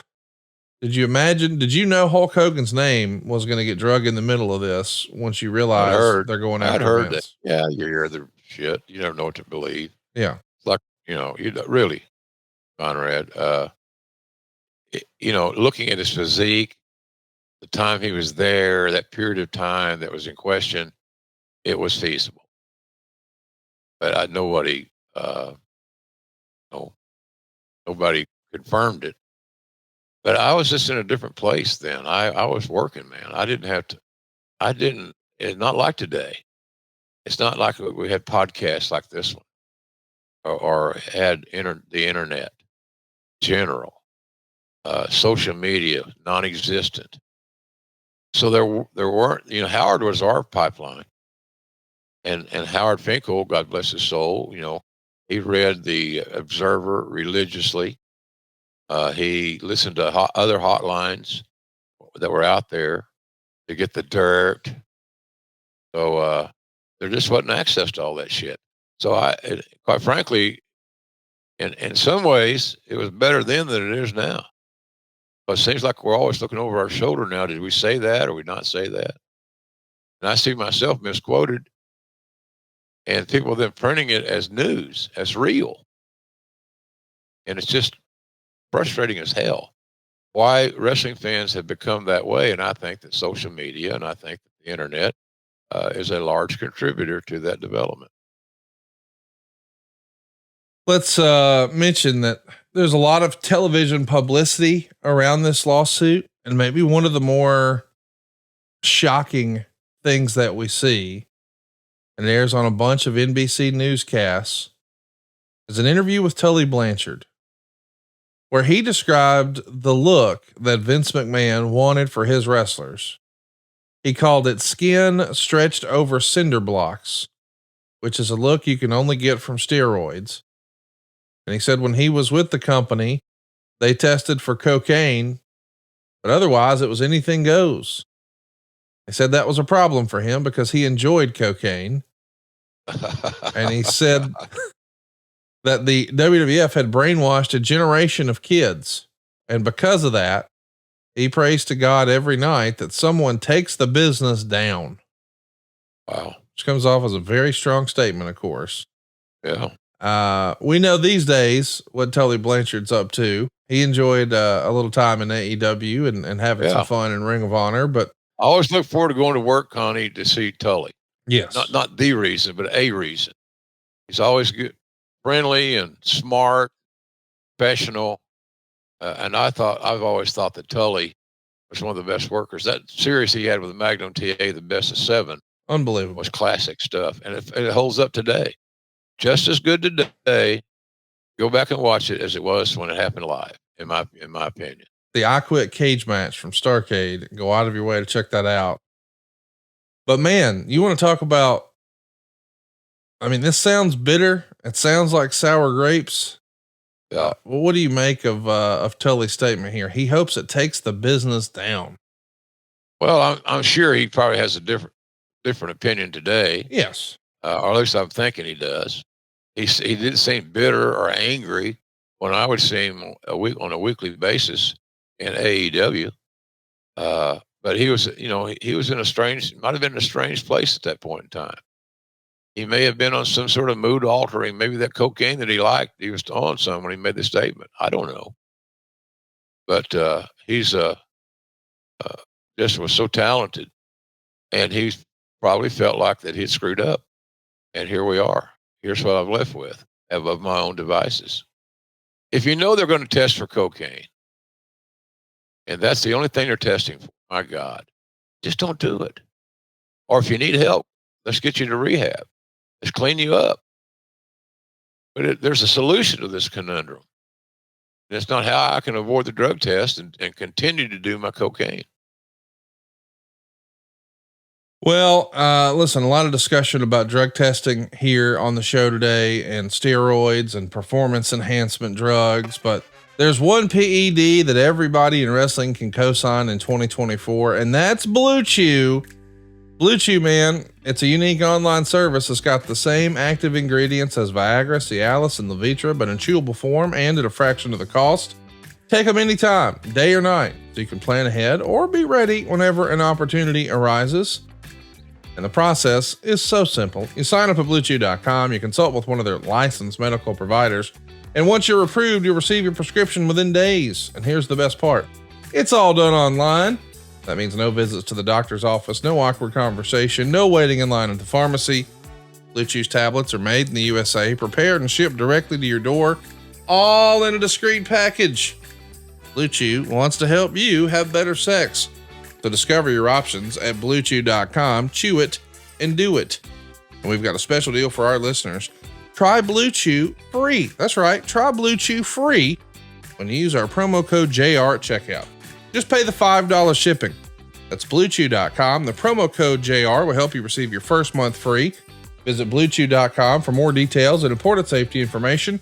And we want to thank Blue Chew for sponsoring today's podcast. And I also want to announce that we have a brand new affiliate partnership with Fanatics, the world's largest collection of officially licensed fan gear. It's an easy way to support your favorite podcasts and shop for some of your favorite players and teams by using our special URL. That's shopsportsmerch.com. For all you Bills fans out there, that's shopsportsmerch.com. Or if you're watching along with us on YouTube, just hit the QR code that's up on the screen right now, or check out the description for today's episode where we'll have the link. You can shop with confidence for your favorite jerseys and caps and shirts and jackets and hoodies and more, all with Fanatics. Just use our special link to help support the show. That's shopsportsmerch.com. Also want to mention that adfreeshows.com can help you get all of these shows early and ad-free. How early? How about being a part of our live studio audience? I want to give a special shout out to Eric Green and Lindsay and Doug and Amy Vaughn. So many folks showing up and showing out, like Bobby and Greg and Coach Keith. Greatly appreciate all of you guys coming and hanging out with us here. You can be a part of not only the bonus content, but the live recordings as well. It all happens at adfreeshows.com. So let's talk about some of the TV matches that are happening as we get ready for Royal Rumble 94. Some really great matches. You've got Razor Ramon beating Diesel, Shawn Michaels beating the 1-2-3 Kid. You're also seeing the debut of Thurman Sparky Plug. Oh, God. And Meltzer would say they seem to be doing a 900 line scam of the week. Last week, they asked fans to vote if Randy Savage should be allowed back as a broadcaster, which of course set him up to co-host WWF Mania. This week, they were asking fans to vote to give Jack Tunney input on whether or not Lex Luger should be allowed in the Royal Rumble. Of course, Meltzer would say, and this tickles me, which is a total scam since that decision was made in the office months ago. How is it a scam? That's not a scam. My goodness. That's a little harsh. A lot harsh. Lou Albano, believe it or not, comes back to WWF TV. We haven't seen him in a while. I know Lou is an old school WWF guy, loyal to Vince's father, and Caesar kept him around. What'd you think of Captain Lou coming back to TV? Underwhelming. Underwhelming in my view. He had drinking issues. He had them for years. The stories of him showing up at the Garden on the night that he was booked, drunker in hell, is rampant. There got to be some truth to it because you hear it over and over at different times. So I was underwhelmed, but it's nice that Vince gave him a payday or two, helped him out financially. But the days of Captain Lou being a marketable heel manager had passed him by, in my opinion. We should talk about this note from the Observer. There's apparently a major feud going on with Gene Okerland and Jesse Ventura with Jim Ross. Okerland made some sarcastic remarks about Ross on the hotline, although nothing serious, but Ventura has gone a lot deeper on TV, including this past weekend on Worldwide, asking about whatever happened to the fat Okie, and then made a remark about him broadcasting shows that have midgets dressed up as clowns.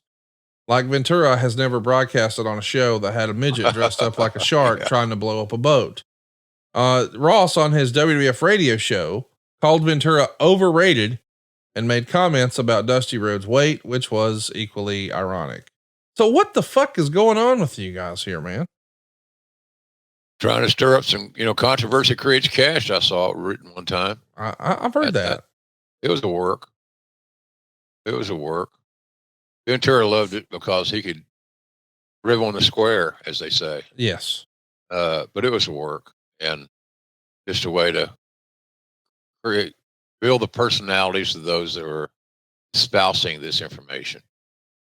So in other words, it was a waste of time. The Raw ratings are strong despite all the inside baseball. On December 27th, on a show that goes head to head with Starrcade. That's right. They had a pay-per-view on a Monday night here. Raw does a 2.9 rating. And the Rumble pay-per-view itself is built around the Rumble and 4 matches. One of those being built up to take place is Ludwig Borga versus Tatanka, but Borga gets an ankle injury and never wrestles for the company again. I have to admit, I wasn't watching at the time. I've gone back and watched a lot of this stuff, but this was during one of my lapsed fan eras here. Ludwig Borga, though, has become a controversial figure. I guess people discovered once he was already under the employ, he was not a good human being. What do you remember about Ludwig Borga, if anything? Well, I remember us seeing his SS tattoo on his calf. Yikes. And because of his wrestling boots, couldn't see it unless his boots shortened. Got a different pair of boots. It was just bad. It showed his philosophy. It showed what he endorsed, seemingly. Why else would you have a tattoo? It's got to be symbolic of something. I guarantee there's a lot of folks out there listening today that have tattoos, and they all have some meaning. Them. So that was a situation, Conrad. You just couldn't win that deal. The guy looked like $1 million. Looked like a WrestleMania main eventer in an 8x10. Had a great demeanor, mean, surly, but a lot of times guys that don't understand. Again, he didn't have product knowledge. He hadn't had a territory background. He hadn't He was green as grass, maybe greener. So it just, you couldn't get away from it.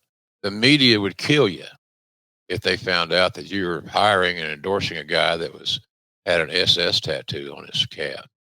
So we had to move on. Too bad too, because a lot of guys, including myself, thought he had potential. One of the other major angles is Lex Luger coming into the Royal Rumble. This is almost a loophole for his title match against Yokozuna. The idea being he wasn't going to get another shot, but if he wins the Royal Rumble, well, he could. With the benefit of hindsight, do you think the WWF missed the boat on Lex Luger? Like the narcissist Lex would say, he feels like, they gave up on him being a heel too soon. And I know why that happened, because, Hulk is leaving. We need a new American hero. So we try the Lex Express thing. He gets the win at SummerSlam, but it's by DQ. So he's not the champ. And now he's going to get another bite at the apple, I suppose. We know what's going to happen at the Royal Rumble, and we know he doesn't win it at WrestleMania. With the benefit of hindsight, could he have been the guy, or were you never convinced that he was the guy in the WWF? I wasn't convinced yet. I saw that the packaging and the look, again, the 8x10 valuation was spectacular. He looked amazing, but he still was green. He wasn't smooth. He wasn't experienced. So for the role of the Hulk Hogan's successor, Lex probably was not the best choice. And, I'd worked with him a lot. He's a friend today, but I think that he needed more ring time and to be nurtured a little bit more and promoted a little bit more. So, get him some momentum. We force fed Lex to a lot of people, and a lot of people spit it back. And that's at least my recollection of that.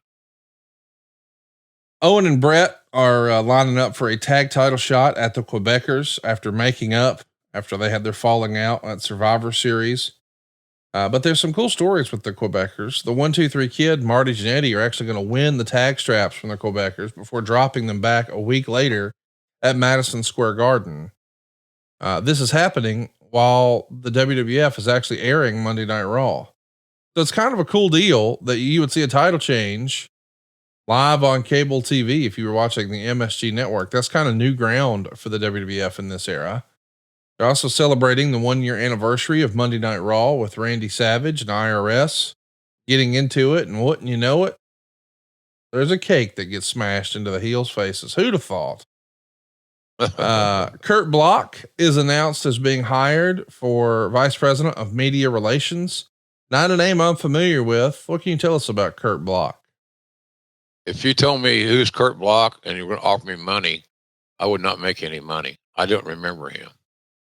So, but that doesn't mean anything other than the fact that I didn't work with him on a daily basis, nor would I have, for any reason. It wasn't in my radar. I was involved in other areas. So I just don't remember him, Conrad. I'm sorry. No, I hope you remember John Studd. He's a guest on your radio show in this era.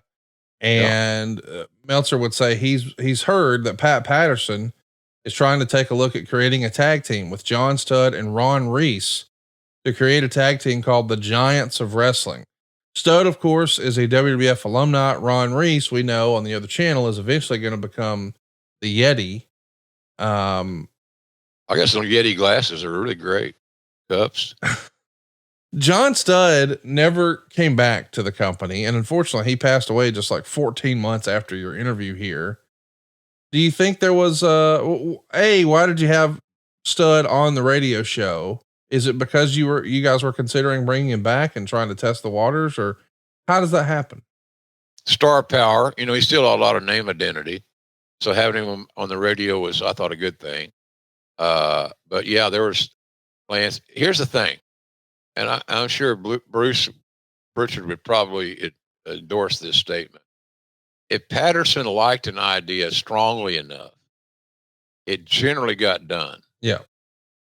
And one reason it got done is because Pat would be incessant, dogmatic. He'd never give up on his idea. And so you'd hear about it on a very regular basis. So I think sometimes Vince just get Pat to shut the hell up. And if you're so smart, make this thing work. So, but there was talk about it. Yeah. And look, he had a lot of name identities, a big, freak of nature. But little did any of us know at that time, especially including me on the radio, that Big John Studd had health issues. We got to talk about some other folks who are coming in, like Savio Vega. He was TNT in Puerto Rico. He's going to debut here as Kwang. What do you think of Savio Vega? And more importantly, more specifically, this presentation, KWANG, what a look this is. If you're watching along with us on YouTube. Yeah, it's, first of all, as far as Savio is concerned, I don't compare Savio to what was it called? Kwang? Yeah, we'll go eat Kwang, Quang, whatever. Potato, tomato, great guy. He's the kind of guy you want on your team, but he's always going to be at work, and he's going to give you great effort, and he was always physical. You're going to go work with Savio, lace him up, because he's going to challenge you. And he didn't do anything you couldn't do back to him. He's a tough guy. So I have a lot of time for Savio Vega, and he's alive and well and healthy. And as far as I know, I hope he is. And, but the gimmick, the mask gimmick, seemed very preliminary-ish. And if you want the guy to draw money, you can't bring him in and put him in a gimmick that is preliminary oriented. And that's what I thought that gimmick was. Costuming was nice. The artist rendering was great, but it never got off the ground. We got to mention that Sergeant Slaughter works Madison Square Garden. It's a one-off house show Royal Rumble. Owen Hart winds up winning it. What'd you think of the Rumble match being used as an attraction for house shows? If you're trying to sell the actual Royal Rumble on pay-per-view, is this confusing or a great way to put butts in seats? Well, the idea obviously was your latter statement. Great way to put butts in seats and to acclimate the audience as to the Royal Rumble, what the Royal Rumble was. We assume everybody knows everything, and they don't. None of us do. So it's an interesting. If Vince would have said this is going to hurt the Royal Rumble buy, we wouldn't have done it. He obviously thought that it was going to help the buy, and so everybody pitch in, and that's the direction the boss wants to go, and so let's try to make these things work. Let's talk about some of the boys, because there's a rumor that makes the Observer. Rumor had it there's going to be a confrontation between the wrestlers and Vince McMahon at the TV tapings this week. The wrestlers are mad about SummerSlam payoffs, which were reportedly $5,000 to $10,000, and about the frequent flyer miles being switched starting the first of the year from the wrestlers to the company, all coming just a short time after the wrestlers had been assured that the company was having no financial problems. The company does pay for the plane tickets, so one would think the company has the right to the frequent flyer miles, although the wrestlers had considered it one of the perks of working there that when they were off, they'd have free tickets to take their families or send friends on vacations. Do you remember hearing about this? The heartburn about the frequent flyer miles? I heard more complaints about the travel, just the boys shooting the breeze in catering or someplace. Yeah. Hallway, whatever, than I did about the payoffs. Because for some guys, if they got a $5,000 payoff, it probably meant they worked underneath, deep in the preliminaries, and actually that wasn't a bad payday. But for some talents, it was very low. I didn't hear a lot about that because I wasn't involved in payoffs at that time. I listened, I heard the concerns, but the frequent flyer miles is a different ballgame. Totally disagree with the fact that I understand, but I totally disagree with how that was handled. A good manager in pro wrestling does all he or she can do to make it as easy on the talent as possible. And you're not spoiling anybody. You're not treating them with kid gloves or anything. They're the straw that stirs the drink in your business, and they have a short shelf life. So why not make it as compatible and as professional as you can for these talents? They're your money. They're your meal ticket. You can look anywhere you want. Talent and television. Vince McMahon always said it, and it's still true to this very day. The two most important elements in pro wrestling are talent and television. Let's mention that the go home edition of Monday Night Raw, as we get ready for the Rumble pay-per-view, did a 3.6 rating, which made it the highest rated show for the week of any kind on cable TV. That is the first time in many years a pro wrestling show has occupied that spot. Raw was generally finishing between 10 and 15 in the weekly ratings. So for this to happen, it's a big doggone deal, especially since it's like 53 weeks old. So a year and a week old at that point. Was that during the Lawler and McMahon JR era, or JR and Vince? I don't remember that. This is when Lawler was still off TV. Oh, yeah. Okay. So we're at the show here, the Royal Rumble, and we should just compare year over year. The 1993 Royal Rumble, a year prior, did 300,000 buys.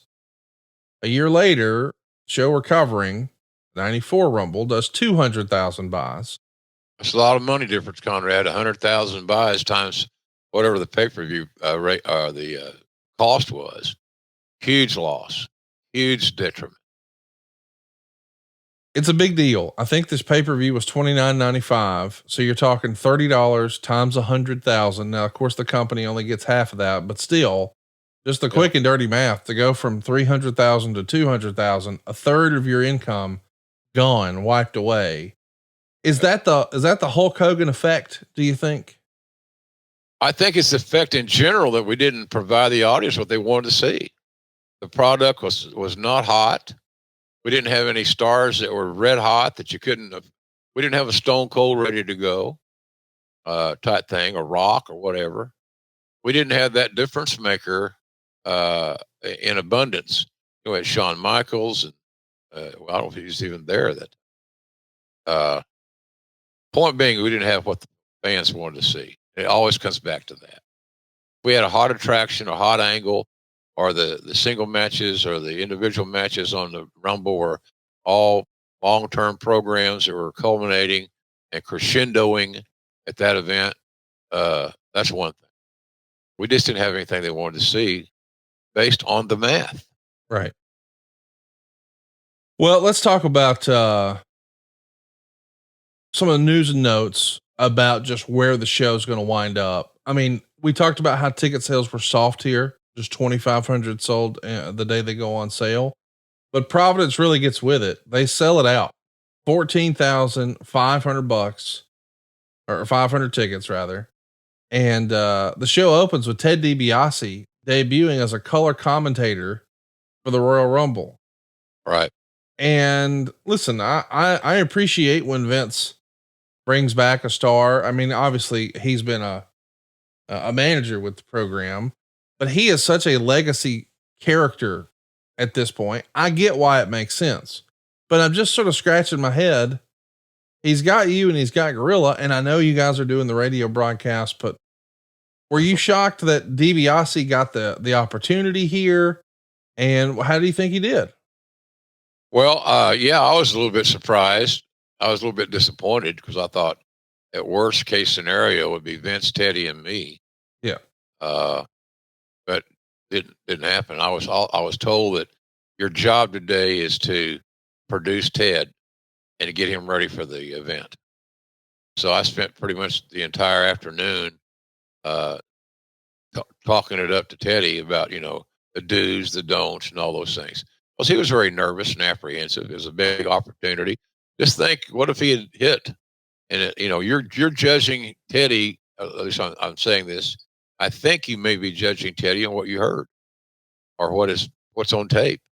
And it was his first show. I never thought it was fair or wise that WWE was so bold, more often than not, to try things to talents for the very first time. especially where you're going to be out there 3 hours. You have plenty of chances to screw up or not hit the home run, not move the runner along, whatever cliche you want to use. So that's what I did that day, and enjoyed Italian food with Monsoon. Not a bad gig. No, it could be worse. We should also mention that we're really building towards WrestleMania, and not just any WrestleMania, the 10th WrestleMania. And Meltzer would say, based on the buy rate here and the way tickets had been moving, he thinks this might be the lowest buy rate in history for a WrestleMania. And a big part of that, of course, is this will be the first WrestleMania without Hulk Hogan. So the company is looking to create revenue in other ways. And Meltzer would take issue with something you guys were doing on the program.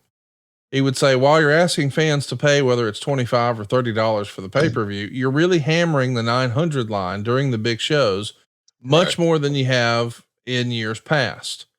Once upon a time, you would do the hotline to hear exclusive interviews or your chance to talk to a star and that sort of thing. But when we're going to do the finish, we're going to do here, where Bret and Lex touch at the same time. And hey, if you want to know who won, call the hotline sort of thing. Yeah. Not good. Less than ideal. Yeah, very much so. It was very much sketchy at best. Basil DeVito was in charge of that department. He'd been in Vince a long time, had a lot of success in a growth period. New money. It's all about creating new money. And sometimes those ventures were not well thought out. They were termed wrong. They were promoted erroneously. And so I'm with Meltzer on that particular deal. The hotline could have still done very well. It's just we were looking strictly for controversy. Strictly for controversy.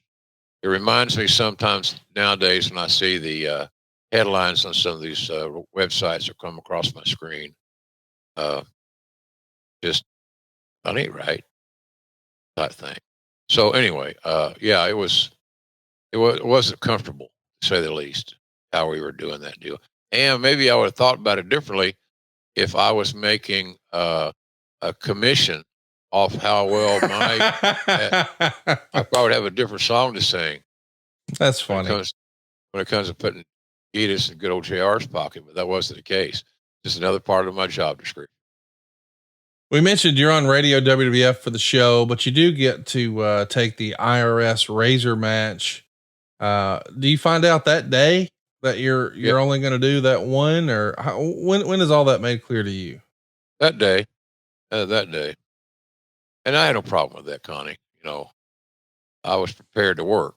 Right. And it was just another wrestling match. I don't mean to sound that in a negative way to the talent, but I mean, they were not going to do anything that I had not seen before to some degree. So I just found out that afternoon. I was disappointed again. I wasn't on the show with Vince and Teddy at this point in time. That's not what I was assigned to do. And I think that's one thing that helped Vince and my relationship in that era. Cause you got to remember, not too long after that, I started advancing up the ladder administratively, and I got canned, but I was still involved. I helped JJ a lot, and I gave Vince ideas and things of that nature. But I was looked at as a malcontent, I think, ironically, and I wasn't. But that was the story. I was a leak, and nothing could be farther from the truth. We should talk about the matches here. We start off with Tatanka and Bam Bam Bigelow. Tatanka gets the win with a flying body press off the top in 8 minutes and 12 seconds. Tatanka's working here without the red stripe in his hair. Meltzer would say, apparently the dye job was causing too rapid of a hair loss. There's some good spots by Bigelow, a little too much in the way of rest holds for an 8-minute opener, and the timing on the high spots was a little off. Bigelow pulled out a Vader trick, missing a moonsault to lead to Tatanka's finisher, star in 3/4. I recently talked to Bruce about Tatanka. What did you think of his run in the WWF? Do you think there was more to do with him, or did we get all we could out of that character? I think we got all we could. I really do. I think we got all we could out of him. Chris Tatanka, good athlete, had flashes of really great brilliance, but I didn't think it was long term. I might be dead ass wrong too. If I am, then I apologize. But I thought at the time that he started being phased out that he had peaked. It was time to move on to something, either with him or him just not being there. Next up, one of the more iconic matches in WWE history, believe it or not. Go out of your way to watch this. It's just going to be all nostalgia for you. The Quebecers are going to retain the tag titles, beating Bret Hart and his brother Owen. The first 7 minutes see the Harts just absolutely dominate. And it's Bret's turn to sell, according to the Observer, but it was short-lived because he got the hot tag to Owen at 9 minutes. Owen comes in with some aerial moves and gets the sharpshooter, but Pierre makes the save. Owen's working for about a minute before another tag to Bret. And as Bret was about to come off the ropes, here comes Johnny Polo, who's the manager of the Quebecers. He opens up the ropes. Bret takes a bump to the floor and starts selling the knee. Yeah. Jacques hits the knee with a chair and later a broom. Owen's distracting everyone else. Bret's actually out of the ring for like 3 minutes selling the knee, and the count is continually being interrupted. Finally, Owen just puts Bret back in the ring, and Pierre comes off the top rope with a leg drop to the back of Hart's head. They go for the double team flip off the top finisher, but Bret moves, and Bret has the chance to tag Owen, but instead went for the sharpshooter on Pierre, but his knee couldn't hold the move. And the ref stops the match, ruling that Bret simply couldn't continue. And after the match, Owen is yelling at Bret and finally kicks his bad knee. Bret is on a stretcher, and Stan Lane is telling fans to call the hotline to find out his condition. Okay. And Owen is doing a backstage interview on the video wall as they're carrying Bret out. And it's a great visual, but it's got a great line where Owen says he kicked his leg out from under his leg. Just one of the more iconic moments in Owen's career. It is a big moment for Owen.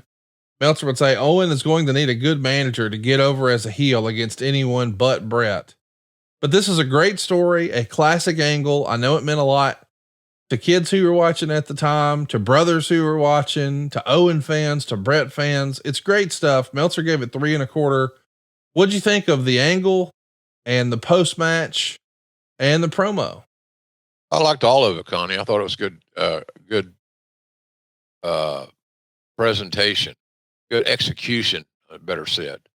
But you don't find too many matches with those 4 guys in it that I wouldn't like. They're just solid. They connected the dots, as we say. They delivered big way. I used to kid Bret about the fact that his knee got hurt with a broom. I said, I've always heard that you could work with anybody, including a broom, but I never knew it was going to go to be that literal. And he laughed. But you're just not going to find a bad piece of work with those 4 guys involved in it. And I remember that being one of the stalwarts, one of the fun matches to call because the match made sense. And we could just, as a broadcaster, just tell the story of what you're seeing and try to make it make sense, especially in radio. Be a little bit more expressive, not leave anything out that you normally would leave out, or like lay out more specifically on TV. So you had to cover it. Dead air is not your friend. Next up, we got Razor Ramon keeping the Intercontinental title, pinning IRS in 11.5 minutes. Meltzer doesn't love this match. He gives it a 1.5 stars. Referee Earl Hebner is going to be involved because there's some shenanigans with the referee here. Shawn Michaels, of course, is going to find a way to get involved. You're not just doing the radio broadcast. You're actually calling this match on pay-per-view. I think the world of these 2 guys, but I was never in love with IRS Razor Ramon matches. I felt like they both had better matches with other guys Do you think there was chemistry there or no? Not a lot. Not a lot of chemistry. I love Mike Rotunda for many reasons, but he was, in my opinion, a much better tag team wrestler than he was a singles wrestler. But he had such a strong gimmick. Everybody could dislike the tax man, et cetera, et cetera. And Razor the same way. If he put Razor in the ring with the right guy, he'd have, those legendary 4 or 5 star matches. But either the other guy had to bring it out of him, or Razor had to be motivated to try to make this thing special. That was not a special match. It was a solid match. It wasn't embarrassing. It probably did what it was intended to do. Preliminary match. Other than that, what is it? It wasn't. Those guys, I don't know. Those guys were put in the best position to succeed because it was kind of a half-assed cold match, as I remember. Well, what stuck out to me when I watched this back for the first time in years, I couldn't help but think watching it, and I know I'm biased, what a great job you would have done with the Bret and Owen story, the match before. Like if you were going to get to call one match, that should have been the one. Yeah. Yeah. That would have been it. Oh, well, it didn't happen. But what did happen is Yokozuna and the Undertaker and what Meltzer would call a bizarre casket match. They're going to start using a chair. There's some choke slams. And eventually, as you might imagine, all the heels run in. Crush, then Kabuki, Tenryu, Diesel, Atom Bomb, the Head Shrinkers, Bam Bam Bigelow, Jeff Jarrett. Every heel in the promotion seemingly comes out. And somehow during this, Mr. Fuji gets the urn from Paul Bearer. Meltzer would say, I think Jim Cornette was vomiting during all this. Bear got the urn back and hit Cornette and Fuji with it. Undertaker made a comeback against every heel in the promotion. And we couldn't really explain why it was 10-on-1 with nobody coming to help him. Finally, Yoko gets the urn from Bear, knocks him out, and Undertaker. We've got this big green smoke effect coming out. Bigelow, Samu, Fatu, they're all coming off the top on the Undertaker. They get him down in the casket, start wheeling him down the aisle. And then the music plays and the lights go out and then back on. On the video wall, we see a message from the Undertaker direct from inside the casket, where he's pretty much saying he's about to die, but his spirit lives on forever. And eventually he'll be back. And he closes his eyes as if to die, according to Dave Meltzer. And the video then shows the Undertaker's spirit leaving his physical body, and a special effect showed him levitating in midair and finally raising to the heavens with his arms spread wide, a la the crucifixion. This is not sci-fi. This is professional wrestling in January of 1994. Wow. I got a feeling, Conrad, you didn't like it. As a kid, I'm sure this was the coolest thing ever, but I'm just thinking to myself, Jim Ross used to sit around and call, Jack Briscoe matches. And now this, and I understand it's sports entertainment, heavy on the entertainment, but what did you, as a grown adult man who loved this industry, think of this over the top spectacle of a performance, I guess? Wasn't crazy about it, Connie. Wasn't crazy about it. It just wasn't my cup of tea. Now, was it executed well? Was the production elements there? Did the images match up with what creative wanted? I think it did. So in that regard, it was very well done. It just wasn't my cup of tea. I just wasn't ready to, you can only eat steak so many times and till you want chicken or fish or something. So I wasn't crazy about it, but I was impressed with the execution. Production elements were stellar, no doubt.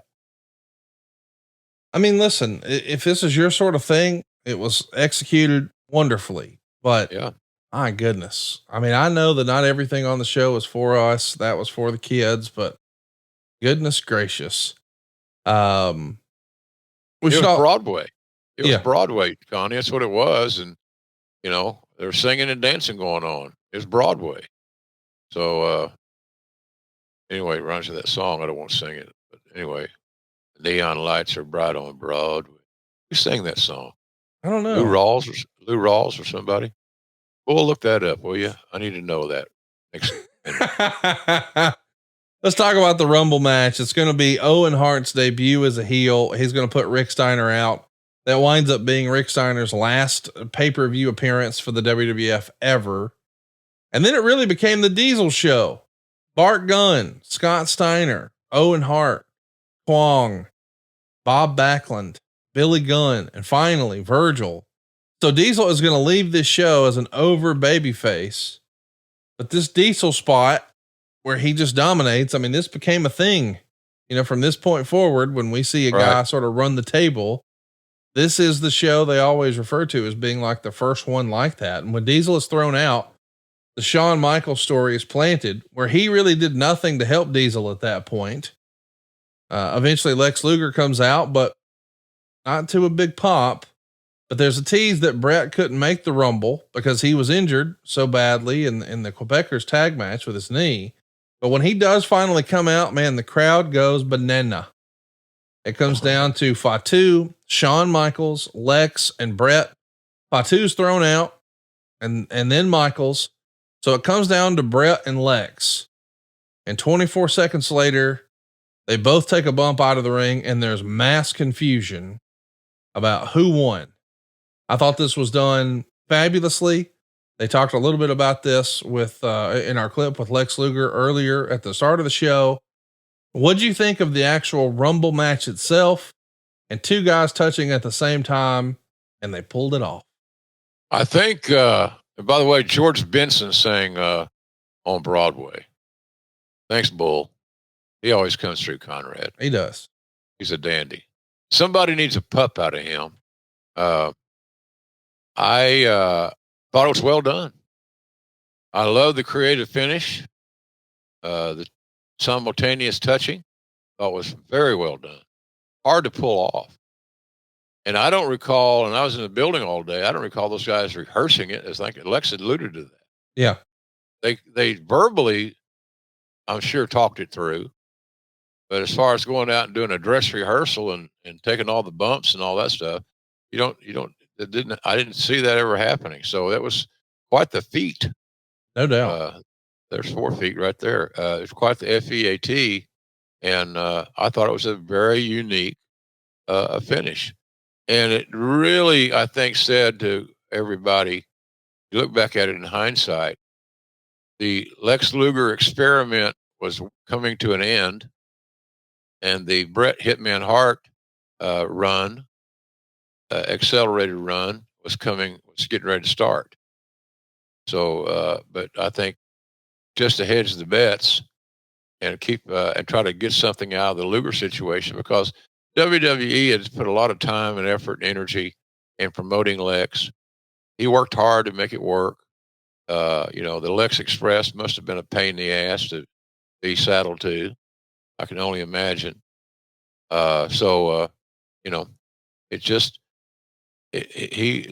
as good a guy as Luger was, and as great as he looked, he just never quite connected with the audience. So you have to wonder, why was that? Right. Maybe he needed more opportunities. Maybe he needed to have a brighter light shined on him.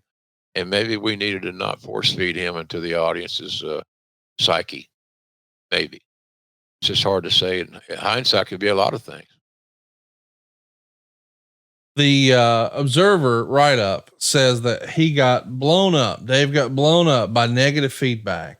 He expected it to be a near 100% thumbs down. A lot of people saying it's one of, if not the worst pay-per-view ever. Do you think the confusion over the finish is what spoiled it? I mean, we saw a great match and a great story with the Harts. The Tatanka match, I could see, whatever. Yeah. The IRS match, I could see, The undercard was not strong. The undercard was not strong, Connie. I don't know that if I was booking house shows, would have put any of those matches, with the exception of Taker and Yoko match, on a show. It's just cold matches, and they had no sizzle, no pop. The talents were strong. I mean, they all had success, but not in this positioning, not at this point in time. So, but I didn't think it was. I thought that the Rumble match saved its ass, saved the show's ass. I really did. And looking back at it today, I'm just as convinced that's the case as not. The Observer would say, despite more money and more television time and more effort being spent to push Lex Luger as not only the next champion, but the next Hulk Hogan, it just doesn't work. Sure, the guy gets the requisite babyface pop coming out of the dressing room, and truthfully, the ability to maintain heat during his matches or decibel level of cheering for him has probably little correlation to drawing power. But Luger is not a draw, which is the key point. Bret Hart is a better wrestler, which is a point nobody would argue. Hart is more popular, which is a factor in drawing, but not all-inclusive factor. The truth is, making Hart champion, which seems to be the popular alternative to Luger, won't make a difference at the box office. The difference in reaction to the announcements of who had won the Rumble was apparent to everyone live. The idea being, when Luger was announced, there was an initial pop and then drowned out by boos. Meanwhile, Bret got all cheers. Right. But the music, that's what you call market research, Connie. It does. Market research. It really is. Just listen. And the audience, the paying customer, is going to tell you what they like. And they spoke very loudly and very clearly on that night. It was a Bret Hart audience. Meltzer would say, unless a change is made immediately, and this is the key, the WWF is going into WrestleMania for the first time with a headline match not being the match people are dying to see. We know what winds up happening at WrestleMania 10, but boy, it looks kind of bleak there from Dave Meltzer's perspective. Let's do a few questions. Efren wants to know, the Brooklyn Brawler defeated Jim Powers in the dark match prior to the 94 Royal Rumble telecast. Did you have a routine or anything specific that you did during dark matches, Jim? Only check my headset, make sure I could hear myself, hear the truck, little technical things like that. But as far as any superstitions or things of that nature, I did not. I just wanted to make sure that my equipment was operating as it's supposed to be, as it's intended to be. But other than that, nothing too specific. Derek Zoo wants to know, even as a child, I felt like the Undertaker dying and going to heaven was a bit silly. What was Gorilla's reaction to it? He rolled his eyes. Yeah.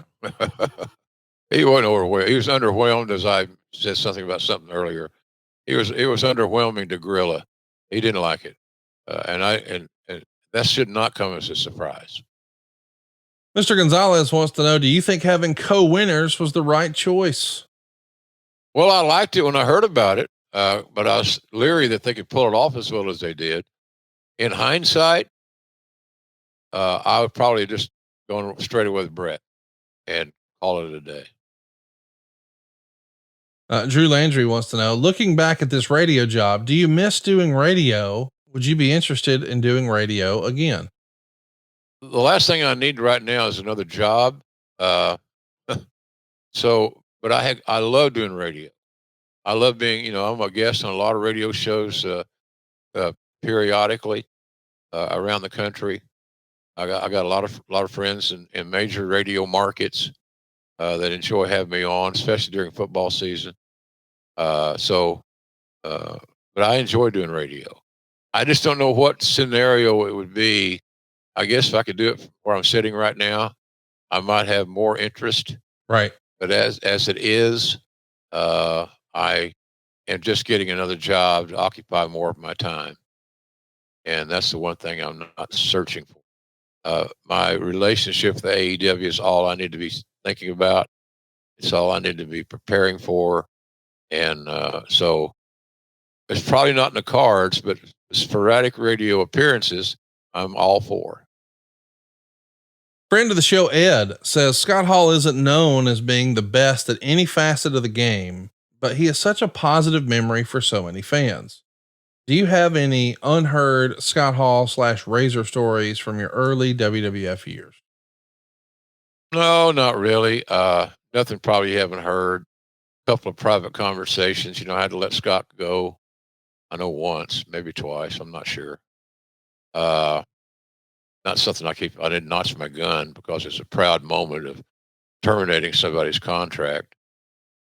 I know that conversation we had after the plane ride from hell was a unique one, and but it ended up good because I didn't yell and scream, and I didn't belittle the guy because that would not have worked, and it wouldn't have been professional.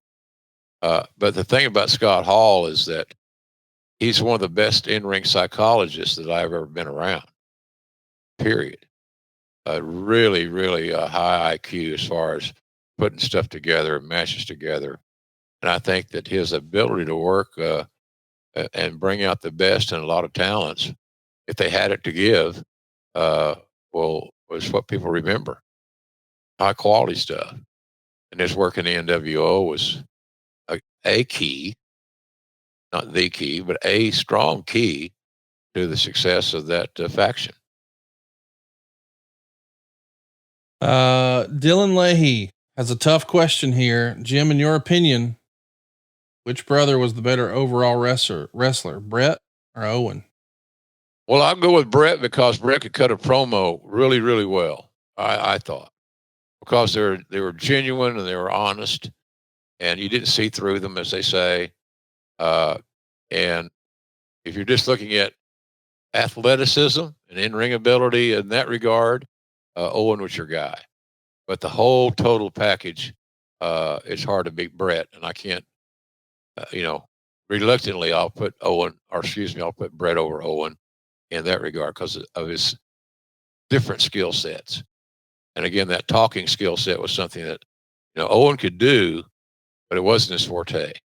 It was one of Bret's fortes. We got to talk about Royal Rumble 99 next week here on the show. It's the height of the Attitude Era. You're not doing commentary on the show, but you are backstage helping Michael Cole. And it's going to feature that pretty controversial, infamous rather, Rock, Mankind, I Quit match. We got Sable taking on Luna Vachon in a strap match. Gangrel challenging X-Pac for the European title.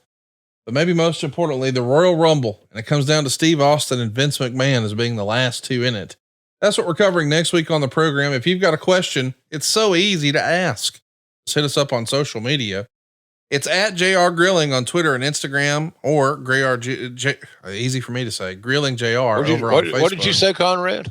JR Grilling on Twitter and Instagram, or Grilling JR on Facebook. By the way, if you want to hear the Radio WWF call, or you just want to see the show, by all means, go hit the subscribe button, turn your notifications bell on. Grilling JR on YouTube.com. We're going to be going live in this new year, 2024. And you want to make sure that you're there to ask Jim questions live. Best way to know that you don't miss that, hit the subscribe button and turn on the notifications bell. Conrad, what's it cost? It's absolutely free, Jim. I'm so glad you asked. FREE, that's for me. Something else for you. JRsBBQ.com got something for everybody. The all-purpose seasoning is getting worn out at my house this week. We're grilling a lot of meals here. We got the main event mustard, the Chipotle ketchup, 2 types of barbecue sauce, both original and hot. Speaking of hot, the brand new JR's Red Ass hot sauce, but not just that stuff. How about autograph figures? How about autograph trading cards? JRsBBQ.com. It costs nothing to look, right, Jim? Not a darn thing. And Stephen Link's doing a good job there. We're getting our orders shifted out. I haven't got any complaints lately. I just try to jinx myself. But shipping has been good, and thanks to FedEx and Postal Service and everybody involved in that process for making that possible.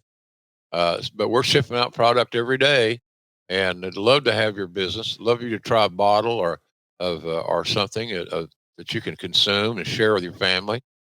And I use it. I don't get out of my place here very much. I'm having little issues driving, because of my diabetes is starting to have some effect on my eyesight. It's like one thing, it's another. What a pain in the ass I'm becoming.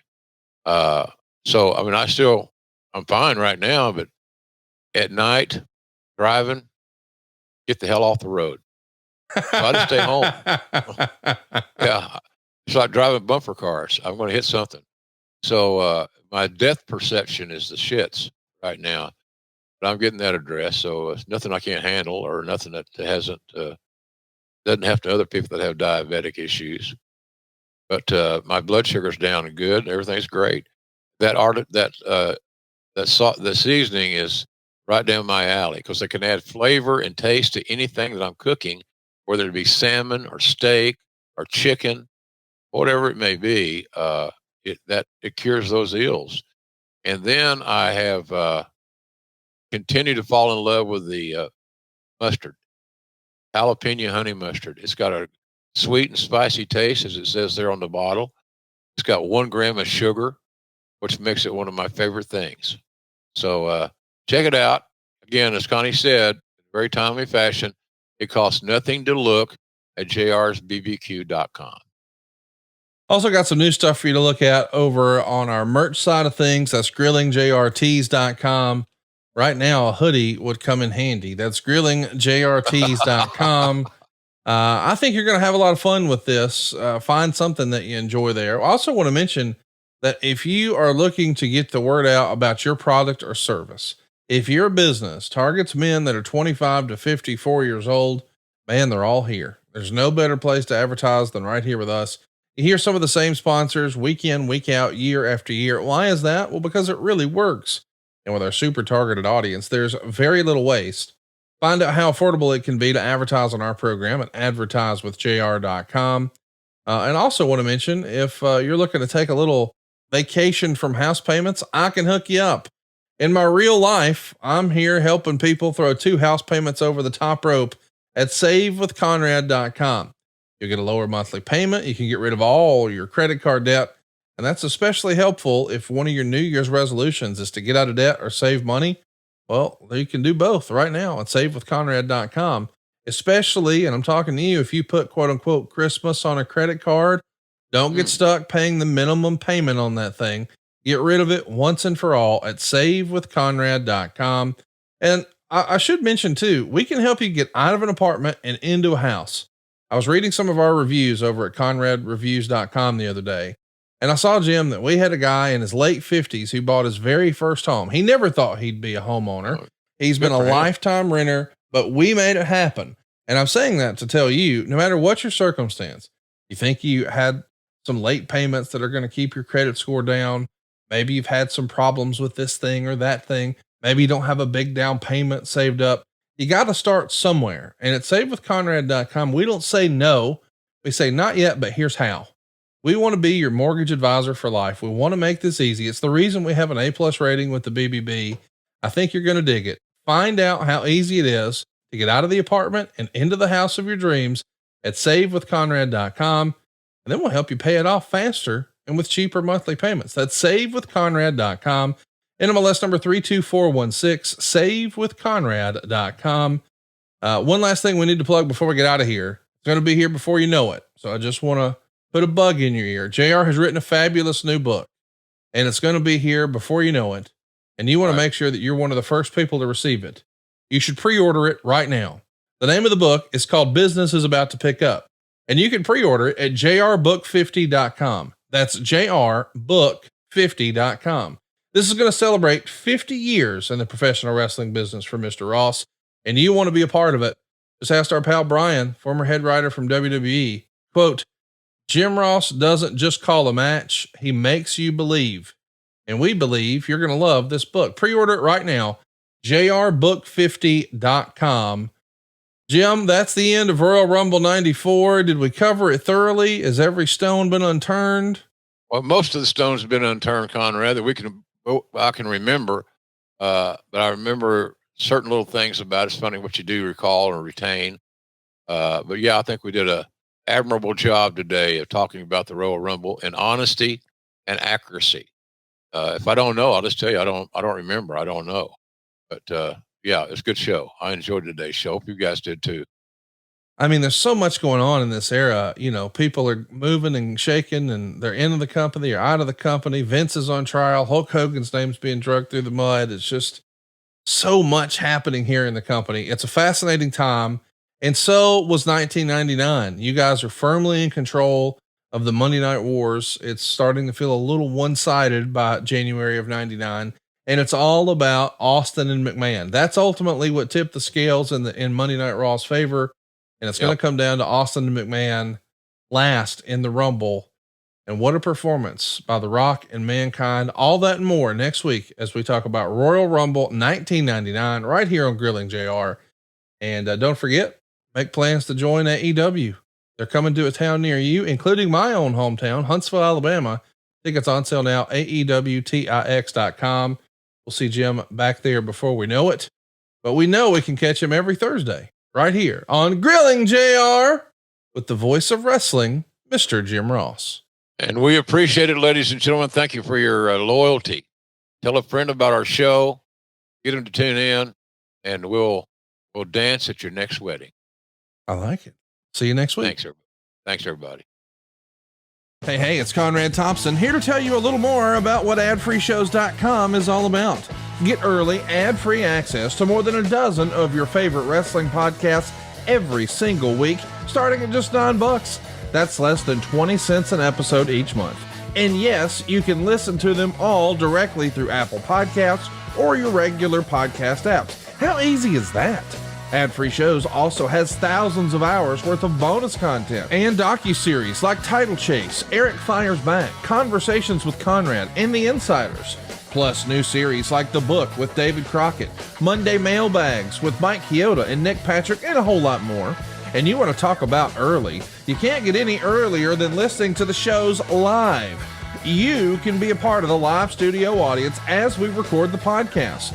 Plus, ride shotgun alongside your favorite childhood heroes for live watch-alongs, Q&As, and other interactive experiences every single month. Come on now, see for yourself what thousands of other wrestling fans from around the world have discovered, that adfreeshows.com is the best value in wrestling. Check it out today, and hey, when you do, the first week is completely free. adfreeshows.com.